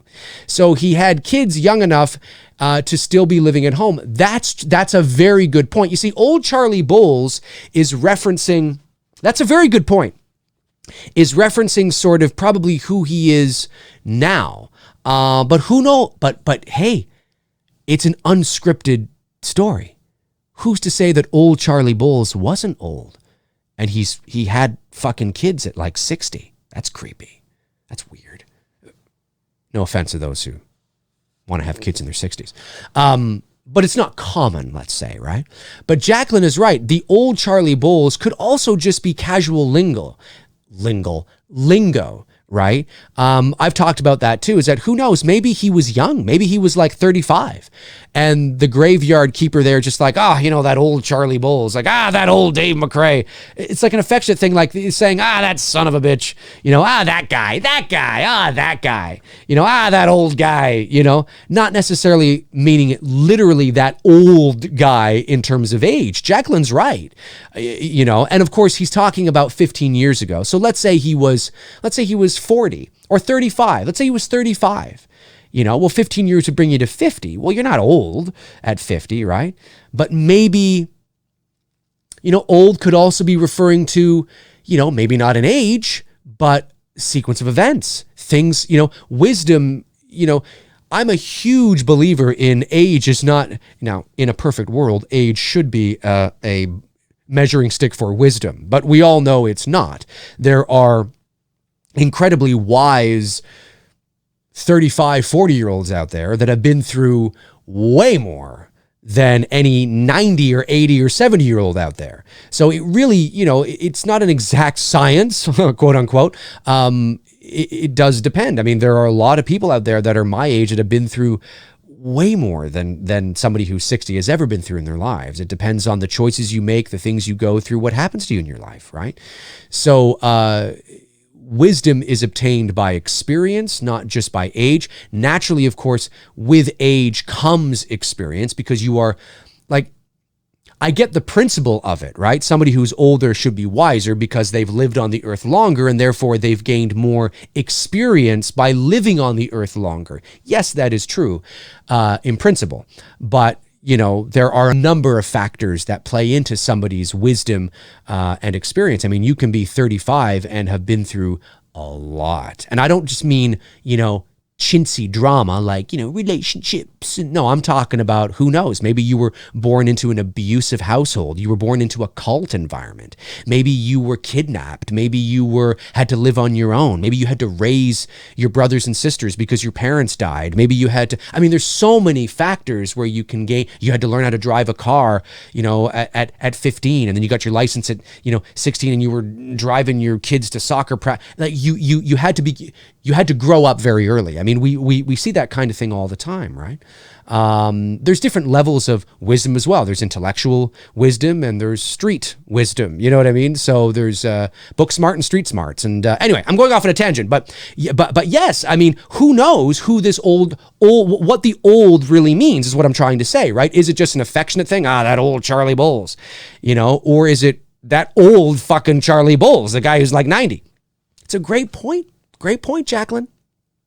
And because the story has not been written, we could absolutely write something and make it work. You could make him 40, 30 when he kills his family, or you could make him 85. You can make him 80. You can make him 70, some weird fucking thing going on there. And that whole thing ties into the weirdness of it, or yeah, there's so many ors. There's so many what ifs. It would be a cool video to do. It'd be a cool video to do. But I still could totally see Christopher Plummer playing old Charlie Bowles, if you know what I mean. Great question, or great insight. Great statement, Jacqueline. You're bang on. Let's see here. Johnny T says, "Hey Dave, great sweatshirt." Well, thank you. You should be wearing your Yankees cap with it. You have been here. Have you been here to New York City? I should. I do have a New York Yankees cap. Yes, I have been to New York City. That's where I bought this. I've been to New York City. How many times? Twice. I think I've been there twice. 3 times? Twice? The last time I was there was 6 years ago in 2014. That's when I bought this. I was there for a vacation, just there with my girlfriend, hanging out, having a good time for a week. So yes, I have been. Dia Maria says, "Hey Dave, do you like any other films with Danielle Harris in it?" I don't think so. I don't, she hasn't had a big career in terms of her filmography. I know she was in the Rob Zombie films, the Halloween films. I know she was in a couple of the Hatchet movies, I think. Most of Danielle Harris's career has been B-level horror movie stuff. Now, I am not taking anything away from her. I'm not saying she's a horrible actress or anything. I'm just saying the choices she made, what she's done in her life has largely been B-movie horror films. And then she's appeared on, of course, she was on Roseanne, and she was on, she was in The Last Boy Scout with Bruce Willis, I believe. And she was also was she in Daylight? Was she in Daylight with Sylvester Stallone? Was that her? I know Sylvester Stallone's kid was in Daylight, who passed away. Serge, I think he passed away about 5 or 6 years ago. Maybe a bit longer. I think Danielle Harris was in Daylight with Sylvester Stallone. So that's not a horror film. But certainly her career never, she didn't, flourish into this leading lady, so to speak, right? So I haven't really followed her. So I don't know, I'll say Daylight. Yeah, she's in Daylight. Okay, I'll say Daylight. I'll say Daylight then. I'll say Daylight, because I actually like that movie. I went and saw that in the theater when it came out.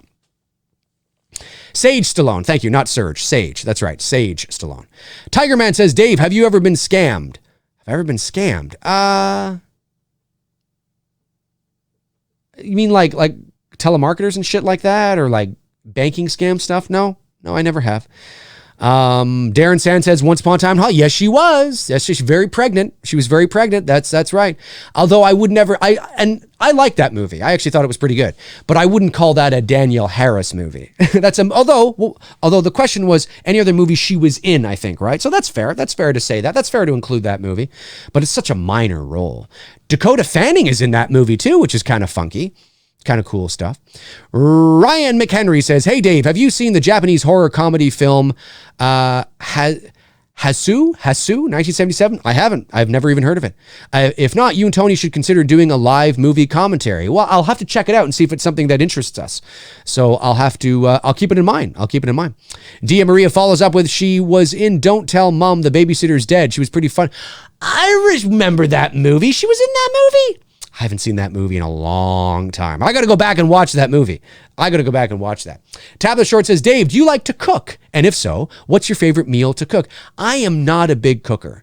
I can cook basic things. Like I can cook up some, spaghetti and hamburgers, and, I could cook up some macaroni and cheese, or, but I'm not a big, I wouldn't consider myself a chef. No, not at all. So my favorite thing to cook, I guess, might be just, maybe some macaroni and cheese or something, put some things in it, make up my own concoction, whatever that means, I guess. I would say that would probably be, yeah. But no, I'm definitely not a cook per se. Like I couldn't cook up like a big, huge casserole, but I probably could cook up a casserole if I just learned how to do it. But yeah, I would say that. Robert Thidoff says, Dave, seriously, the only Jaws film they could remake is Jaws 3, in my opinion. We have seen recently animals going crazy or retaliating in zoos because they're all day in small spaces. It sometimes happens. I wouldn't want to see a remake to Jaws 3. It would make no sense. Well, unless you remake Jaws 3, but it's not Jaws. It's like a shark movie, but you're using the Jaws 3 sort of foundation as your catalyst to tell this story. Yeah, okay, about a shark at SeaWorld or something, sure. But I wouldn't remake it directly, per se. Jason Knight says, Dave, if you were to direct an action film, what would your style be? Oh, by the way, Jason, I've been up to my P.O. box and there's nothing there. So I don't know because I remember you said that you had sent something to me and to check my mail, and I've checked it a couple times over the last week and there's nothing there. So I don't know if you haven't sent it yet, or maybe you sent it to the wrong P.O. box. Hopefully that didn't happen. I just want to give you a heads up on that. If you wanted to direct an action movie, if you were to direct an action film, what would your style be? My favorite action movie of all time is Die Hard. And I love the realism of Die Hard in the sense of the character of John McClane. He's relatable. We can live vicariously through him. So I would probably want to lean more towards that kind, somebody who's relatable that we can live vicariously through. Or I go to the other extreme of the action genre and I just do like Commando or Terminator, or not Terminator, because that actually is very character driven. Commando or Predator. I think it'd just be fun to just balls to the wall, non-typical, stereotypical action, 80s action. I'd love to do like a stereotypical 80s action film.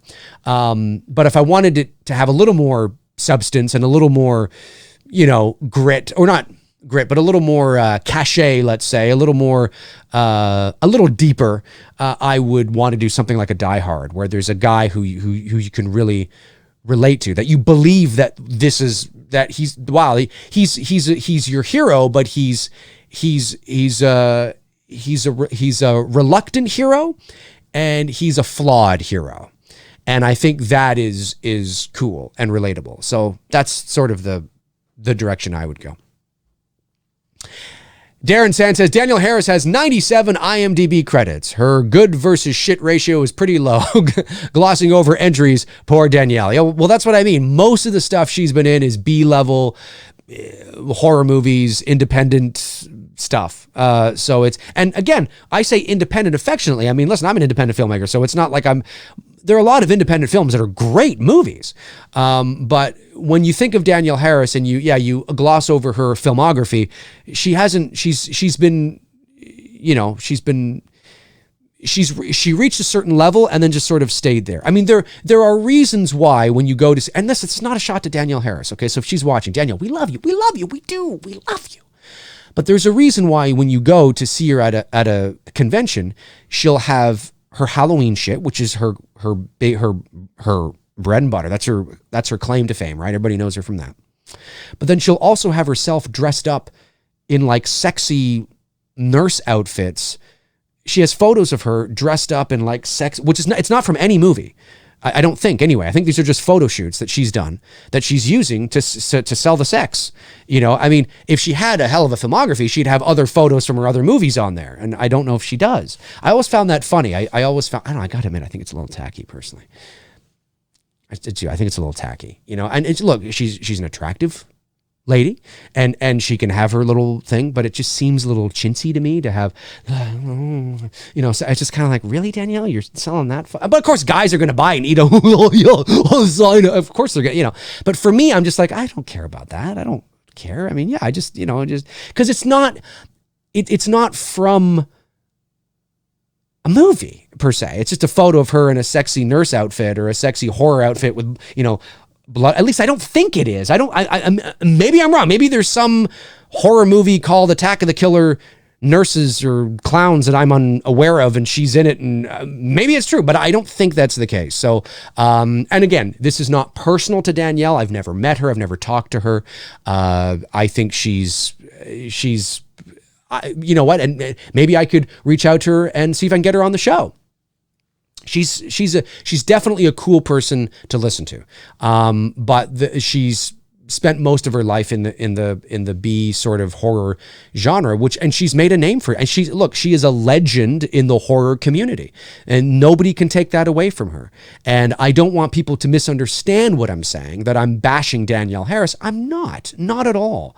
I'm sure she's a fine individual, but we're talking about, certain things that I find interesting, and I have found it interesting that she'll have photos on her desk, of, they don't look like they're from movies. They just look like they're from sexy photo shoots that she's done. And I just kind of, I don't know, I guess I want to believe, and there's nothing wrong with that. I'm not saying there's nothing wrong with that, but I just kind of think, I don't know, I guess it's a little chintzy to me. But maybe I'm the only one that thinks that. I don't know. But definitely she's a fun girl to listen to talk, for sure. And I do think she's talented, actually. I don't think she's like Meryl Streep, but I think she's more talented than her career suggests, excuse me. I do believe that. I'm not saying she'd win any Oscars, but I do think that in the things that I've seen her in, she's talented. And I think maybe if she had made different choices, or maybe with a different agent or something, I don't know. Or maybe she doesn't have a desire to do that. Because she does strike me. She does have a very strong personality, right? So she does strike me as somebody that ain't got no time for fucking bullshit. Ain't got no time for the game that you sometimes have to play in order to get ahead in Hollywood. And I'm not talking about Harvey Weinstein game. I'm just talking about the movie industry as a whole, the phoniness and fakeness that is largely plaguing a lot of the relationships that you try to build, and a lot of the camaraderie that you try to have. That is out there. I mean, I see it. People who work in the industry, I'm sure, have seen it. And that doesn't mean there isn't genuine relationships and friendships that you build too. Of course there is, 100%. But Danielle Harris strikes me as somebody that the second she smells bullshit, the second that she's a strong, tough cookie, right? So she strikes me as somebody that's not afraid to go, fuck you. You know what I mean? And that might not, maybe it's at a moment where it's like, Danielle, I know you want to say fuck you, but maybe you should just go, okay, smile and nod. And you know what I mean? Like, she strikes me as somebody that maybe she ain't got no time for bullshit, man. Ain't got no time for that shit. So, there's a lot of things the things I like about Danielle Harris are things that always kind of make me go, I don't know if I would, like, the photos on all these sexy, it's kind of, I don't know. And I'm just kind of like, I don't know if you do that. Just certain little things that I like about her, certain things I'm like, I don't know if I would do that, whatever. But I've never met her. If I were to meet her, maybe we'd hit it off. We'd get along great. You know what I mean? And she'd be amazing. So, yeah. Danielle Harris. If you're watching, you are talented. Yep, 100%. Let me see. Ryan McHenry says, if you could interview any historical figure or any figure living or dead, who would it be? Any historical figure living, well, it would be Steven Spielberg. Oh no, but you're talking about historical figures. So, okay. Historical figure. I would want to interview, okay, well, he's inadvertently historical, I guess. Lee Harvey Oswald. There you go. Ooh, wouldn't that be a hell of an interview? Because I don't believe he shot Kennedy. Let's just put it that way.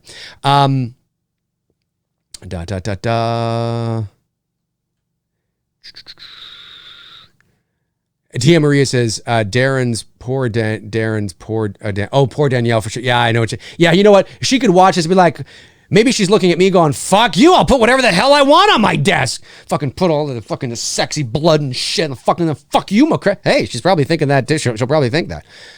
I think I have that feeling because I think maybe it's because I want her work, even though I know she's not an A-list actor. It'd be great if the work spoke, like she's got, or maybe she could put up shit that nobody's, like put up photos of her in daylight. Like that might be kind of cool because somebody might come along and go, oh yeah, you were in daylight. But she doesn't, because she knows those sexy ones, obviously the guys are going to drool over it. And what 22-year-old guy or 30-year-old horror fan does not want a 8x10 of Danielle Harris like this with, blood all over her face, right? I mean, I get it. I mean, I understand, but anyway. Reese Wilson sends in a super chat. Thank you so much, Reese. Says, very late to this stream, Dave. That's okay, man. No obligation. Restrictions have loosened in Australia with COVID-19, so I was able to visit some friends and have some drinks tonight. Hey, awesome stuff. Keep doing what you do. Love your work, man. That's right. It's late where you are right now. It's only 12:43 in the afternoon here. Awesome stuff. Oh, I'm really hoping that the restrictions begin to, loosen a bit because, we want to get things going again, right? Want to get up and going. People wanted their lives back. You know what I mean? Thank you for supporting the channel, man. Really appreciate it. Shocker_tuning review says, See No Evil is really pretty good for the level of film that it is pretty good, and she was good. I think she hurt her own career. Great model, but she maybe thought she was bigger than she actually is. I don't know. I've never seen See No Evil. Oh, wait a minute. Was that the one with the wrestler Kane? Was that the one with the wrestler Kane, whatever his real name is? Was it that one? Was she in that? I've never seen that film. It's not a movie. I don't generally watch those types of horror movies, like the real kind of cheesy B movies. I have no interest in that. Corey Dean says, yes. Okay, cool. Oh, she was in that. See No Evil 2. Danielle is in it, Dave. See No Evil 2. She was in the sequel as well. Okay, cool. Yeah, well, like I said, she spent most of her career in the B-movie horror independent genre scene. And there's nothing wrong with that. Like, again, let me say this. There's nothing wrong with that, right? We're just talking about the facts. And Danielle does strike me. I'm sure she strikes you guys as she ain't afraid to tell somebody where to go. You know what I'm saying? So I think there's a bit of that, a bit of that there that maybe she's not easy to work with, depending on the person. I mean, she was in, Once Upon a Time in Hollywood, but she strikes me that maybe she could work with Tarantino, who knows at the end of the day. There's many factors that if I was to talk to her, she'd probably be able to shed light on it. And by all accounts, and let me say this too, so people don't get the wrong impression. By all accounts, anything I've ever seen of her, whether it's interviews or whether it's, anything to do with charity or whether it's a convention, she has been professional and, absolutely approachable. You know what I mean? I don't want people to think that I'm saying that she's this horrible person. I'm not. I'm just saying that she strikes me as somebody that wouldn't be afraid to tell someone where to go. But I have not seen that.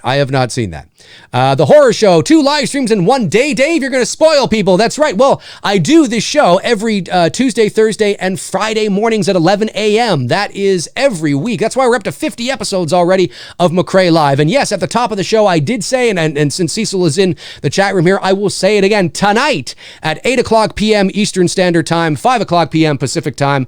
Join myself and Cecil Laird over on the Horror Show's YouTube channel, because we will let's try that again. We will be talking Dylan's New Nightmare and giving an update on the production and how COVID-19 is affecting things. Talking about, of course, the virtual table read we did this past Monday with everybody, talking about that. So that is tonight at 8 p.m. Eastern, 5 p.m. Pacific.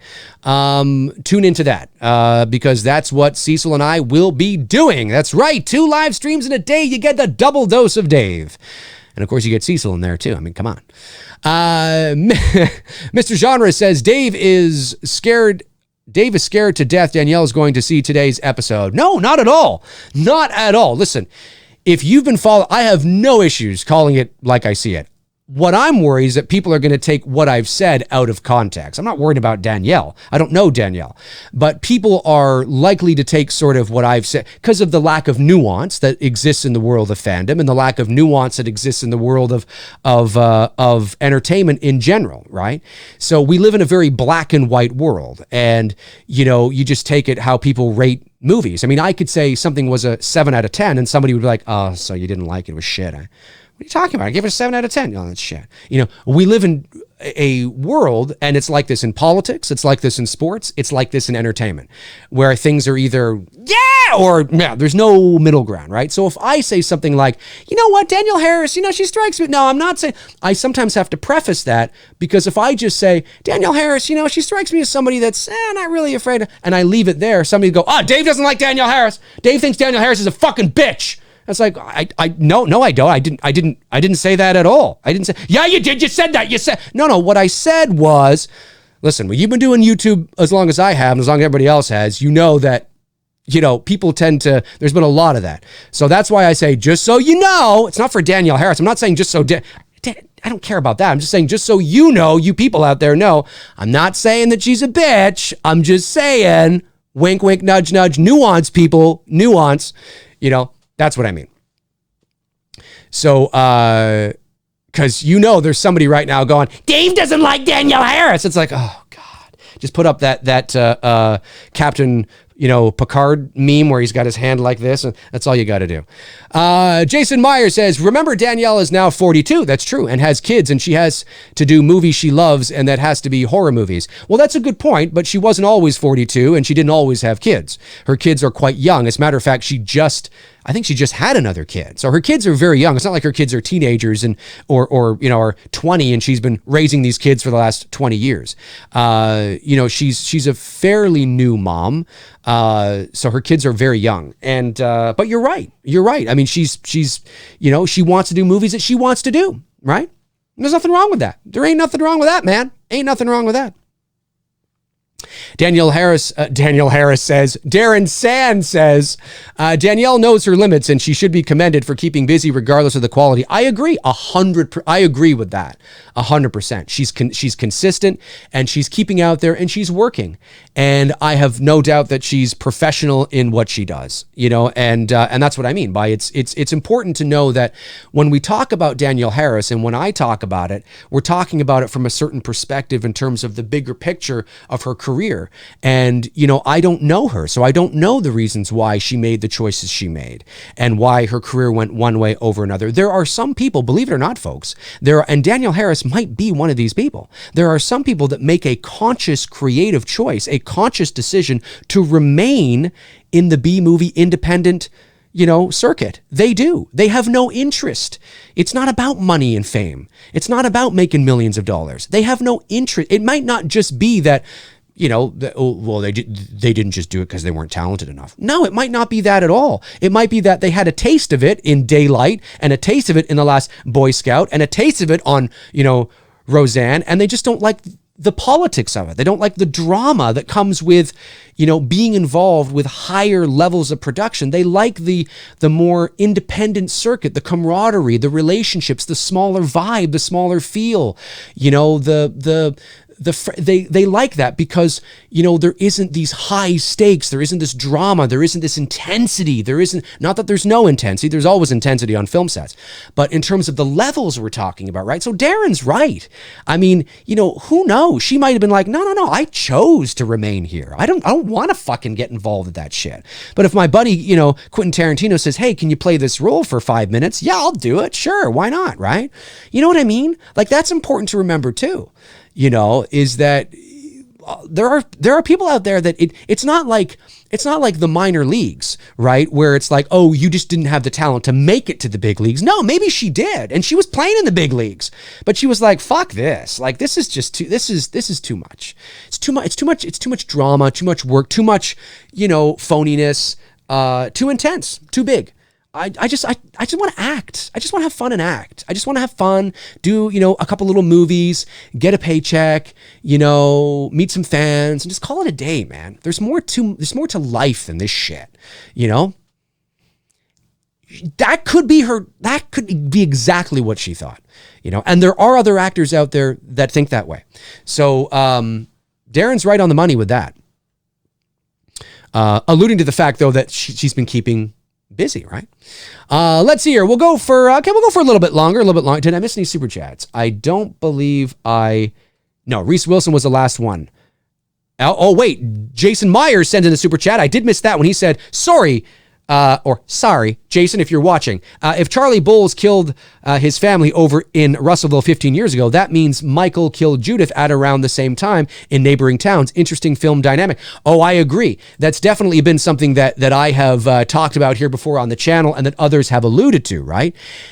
Was like, see, and when you think about what the great, like, I believe that Carpenter may have written it that way in order to allude to, remember, this was supposed to be a one-off movie. There was never going to be a sequel. What was in the movie, what is, and any ambiguity that was it. You weren't supposed to know anymore. It was just supposed to get the wheels turning. Carpenter says, and I'm paraphrasing, or the graveyard keeper, says, every town has something like this happen, right? Or every town something like this happens. I remember over in Russellville about 15 years ago, old Charlie Bowles, he says, let me bring up that exact quote. Because it'll be better. Quote, Halloween. Okay. Here we go. Okay, so he says, every town has something like this happen. That's important. Every town has something like this happen. I remember over in Russellville, old Charlie Bowles, about 15 years ago, one night, he finished dinner. Now, the one night is really important because that one night tells us it was just kind of like spur of the moment. Like all of a sudden, one night, he finished his dinner and he excused himself from the table. I'm done. Hey, I'll talk to you guys later. He went out to the garage and he got himself a hacksaw. Then he went back into the house, kissed his wife and his 2 children goodbye, and then he proceeded to, and then Dr. Loomis interrupts. Where are we? It's right over here. When you think of that, when you think about that quote, Carpenter leaves you on a cliffhanger because he wants you to fill in the blanks.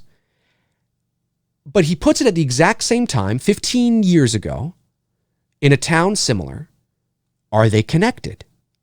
Was Charlie Bowles, what happened to Charlie Bowles? Was he institutionalized as well? Was he murdered by the cops? Did he murder himself? Was it some sort of like murder-suicide? Was Charlie Bowles in Smiths Grove Sanitarium and we didn't know it? Was Dr. Loomis half paying attention because he didn't realize that the graveyard keeper had said old Charlie Bowles? Because you can tell that Dr. Loomis's mind is somewhere else. I mean, he's listening to him. He knows he's talking, but he's not thinking about what he's really saying. Because as he gets to a certain moment, Dr. Loomis goes, where are we? He's not really caring. He's not engrossed. He's not engaged in what the graveyard keeper is saying. So it's entirely possible that you could spin it as Dr. Loomis didn't even really hear, like if he had been more engaged, he would have been like, oh, Charlie Bowles, I think he's a patient at Smiths Grove. I mean, maybe. That's interesting. Very interesting, right? Is there a connection? Was Carpenter trying to allude to a connection?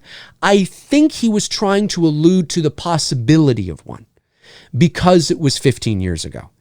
If Carpenter had said, I remember something like that, or wrote, every town has something like this happens. I remember over in, Russellville, I think it was 130 years ago, there was that guy that, well, maybe not. You know what I mean? But the exact same time. Now, the graveyard keeper didn't say it was on Halloween.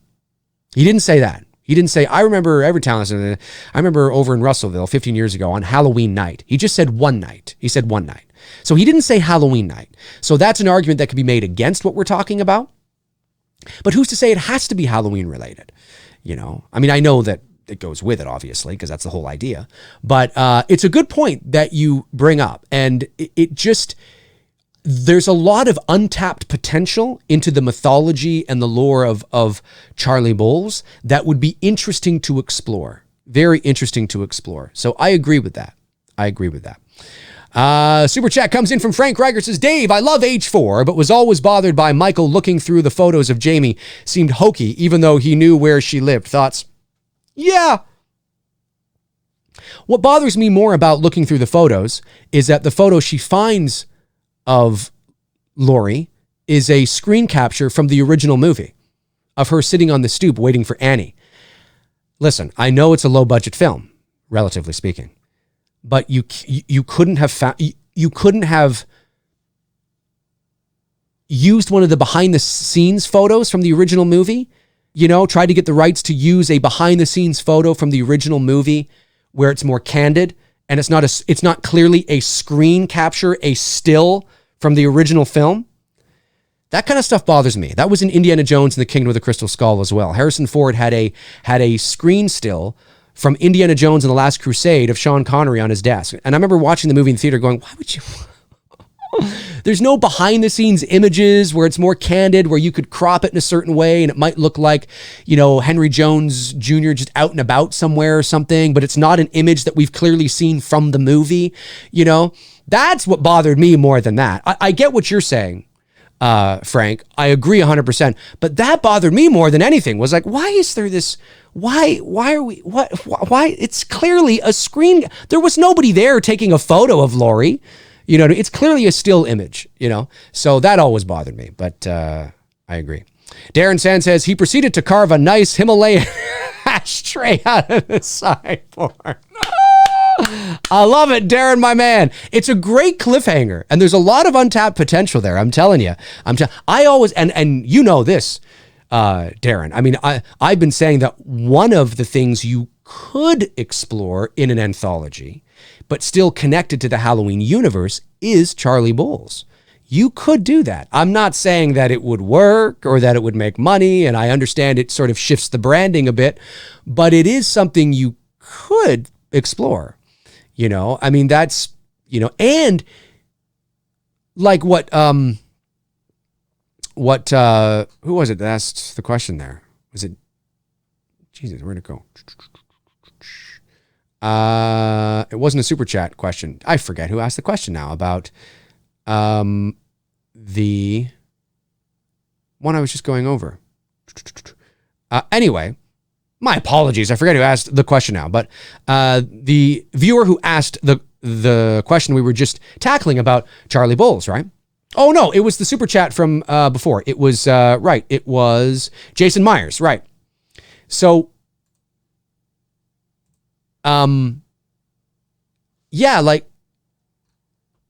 you could connect it. You could connect it. See, Season of the Witch, I wouldn't connect. I wouldn't connect Season of the Witch to anything Michael Myers. I wouldn't connect anything to Michael Myers. I mean, let's be honest. I would leave it alone. You guys know me. No, it's that's it. That was just some story the Graveyard Keeper was telling. But if you wanted to explore that, it was set up in a way that you could connect it. And you still could have Charlie Bowles murder his family on Halloween if you really wanted to start hitting people on the nose. You know what I mean? You could do it that way too. Because just because he says one night he excused himself from the table, went out and got doesn't mean that it wasn't Halloween. You know what I mean? It's interesting stuff. Okay, a couple more minutes. We'll take this to 2 hours. Couple more minutes, folks. You guys are amazing. You guys are amazing. Super chat comes in from, a couple more came in. Hang on. Jim Dorsey says, Russellville is also mentioned in H2. The nurse says that's all the way in Russellville. That's right. It is. That's right. That's right. You're right. When she's in the shopping center parking lot. That's right. That's right. That's right. Oh, yeah. Yep. You could definitely do it. Now, if you were to do... Now, it depends on what you're going to include as canon, right? If you're going to do a spin-off in the Halloween universe, what part of the Halloween universe is canon? Is every Halloween movie canon? Or is it just the first movie that's canon? But that's okay because, Russellville is mentioned in that. Look, if it was me, I think to have some consistency, you are now building a new universe where the other sequels don't exist, only Halloween 1. I think if you were to now extend into an anthology route and build off of that a sort of a spin-off, I think you don't then just now say that all the other sequels are now canon. I don't think that... I think that's the wrong choice. I think you say that the original film is the only one from the original series that is canon. And Russellville was mentioned in that. So, but you're right. It is mentioned in Halloween 2 as well. Yep, you're absolutely right. Frank Riker sends a super chat, says, Dave, in the mayor's voice from Jaws, could you say, you yell cold people go, huh, what? You yell Corona, then we got a panic on our hands, 4th of July. Yes. You yell Corona, right? It's right instead of shark. How does he say it? Larry says Murray Hamilton. He passed away in the mid 80s, by the way. He's been dead a long time. So it'd be so it's a play, right? It'd be like listen, Martin, listen. You yell cold. People go, huh? What? You yell Corona. We got to panic on our hands on the 4th of July. Let me try that again. He goes, Martin, come here. You yell cold. People go, huh? What? You yell Corona. We got a panic on our hands on the 4th of July. There you go, buddy. It's not his voice, but it's his cadence at the very least, I think. All right, one more minute. Last minute to play in the third period. Robert Thidoff says, Dave, hey, I should have something like that when it gets down to the last minute. Dave, did you hear about Harrison Ford being investigated by the FFA for his flying habits? I saw that on the ticker on the news, and I was like, God, Harrison Ford flying again. Harrison, man, I mean, at least it wasn't an accident this time, but still, it's like, Harrison, what are you doing, my man? What are you doing? Oh my goodness. DMT Infinity says, Dave, any tips for my workout routine? I have a 10-pound weight and a 20-pound weight. I can barely do 5 push-ups. Should I start doing more sit-ups? I walk almost every day. Start slow. It's not about how much you do right away. It's the consistency. You have to build up to it, right? You have to build up to it. You know, I remember when I was in high school, my peak sort of, being fit, I could do 100 push-ups. Now, the last like 20 were like, ugh. It's not like I'm, breezing through them all, but I was also only 49, 150 pounds. So it was a lot easier, right? The heavier you are. And I'm not much heavier though. I think I'm 165 now. But certainly, so start slow, just it's about the consistency. That's what's about. Do 5 and then do 5 the next day. And then you'll find that when you do 5, you're like, I think I can do 1 more. And then you do 1 more and you've done 6. And you just let that keep going. You just keep going. All right, folks, that's going to do it for me for episode 50 of McRae Live. Hear this all Q&A. I want to thank you guys for tuning in. I want to thank my moderators, of course. Cecil Laird popped in, so I got to thank him today. He was popping in. Thank you, Cecil. Thank you, Jason Nike and Frank Riker and Tabitha Short and Darren Sands, my lovely moderators who keep the chat flow going and keep the ebb and flow of the chat going strong, I should say. And of course, I want to thank you everybody who sent in super chats. I really appreciate it. We gained a lot of super chats today. Goes right back into the channel and keeps these shows going. You guys are amazing. And of course, to everybody else who watched and asked questions as well. We got in a lot of super chats today, so unfortunately, I had to take care of those, and I wasn't able to answer some of the non super chats in the ways that as much as I would like, I should say, or as much as I normally like to. But don't worry, just keep sending those questions in when we're on here, and hopefully I'll be able to answer it again at some point. Don't forget, tonight, 8 o'clock p.m. Eastern Standard Time, 5 o'clock Pacific, over on the Horror Show YouTube channel. Myself and Cecil will be talking shop. Dylan's new Nightmare, giving a production update, and all that kind of jazz. So if you're interested in Dylan's new Nightmare, if you have contributed to the campaign, and you want an update on what's going on and how COVID-19 is affecting everything, make sure you tune into that live stream tonight at 8 o'clock. So yes, that will do it for me. You guys are amazing. Thank you for the questions, and I will be back, I'll be back tonight, of course, on his channel, but I will be back. If you don't, there's always that possibility that I may have a standalone video over the weekend. It's always possible. There's things I'm thinking about that I'm like, I think I should talk about that. But if not, Monday night on episode, 69? I think it's 69. I think we're up to episode 69 of Two Dudes and Some Bullshit. Monday night, 7 o'clock p.m. Eastern Standard Time. And you want to know what Tony and I are watching? I'll tell you now what we're watching. I'm going to make a post about it. I'll tell you now. We're watching Halloween H2O. Oh, Halloween H2O this Monday night. You don't want to miss that. You don't want to miss that, folks. All right, that'll do it for me. I'll talk to you guys soon. In the meantime and in between time, my name's Dave McRae. I'm out here. fucking premature there, okay? You were already pointing before I was able to do the sound effects, you fucking son of a bitch. Hey, I'll talk to you soon. Cheers.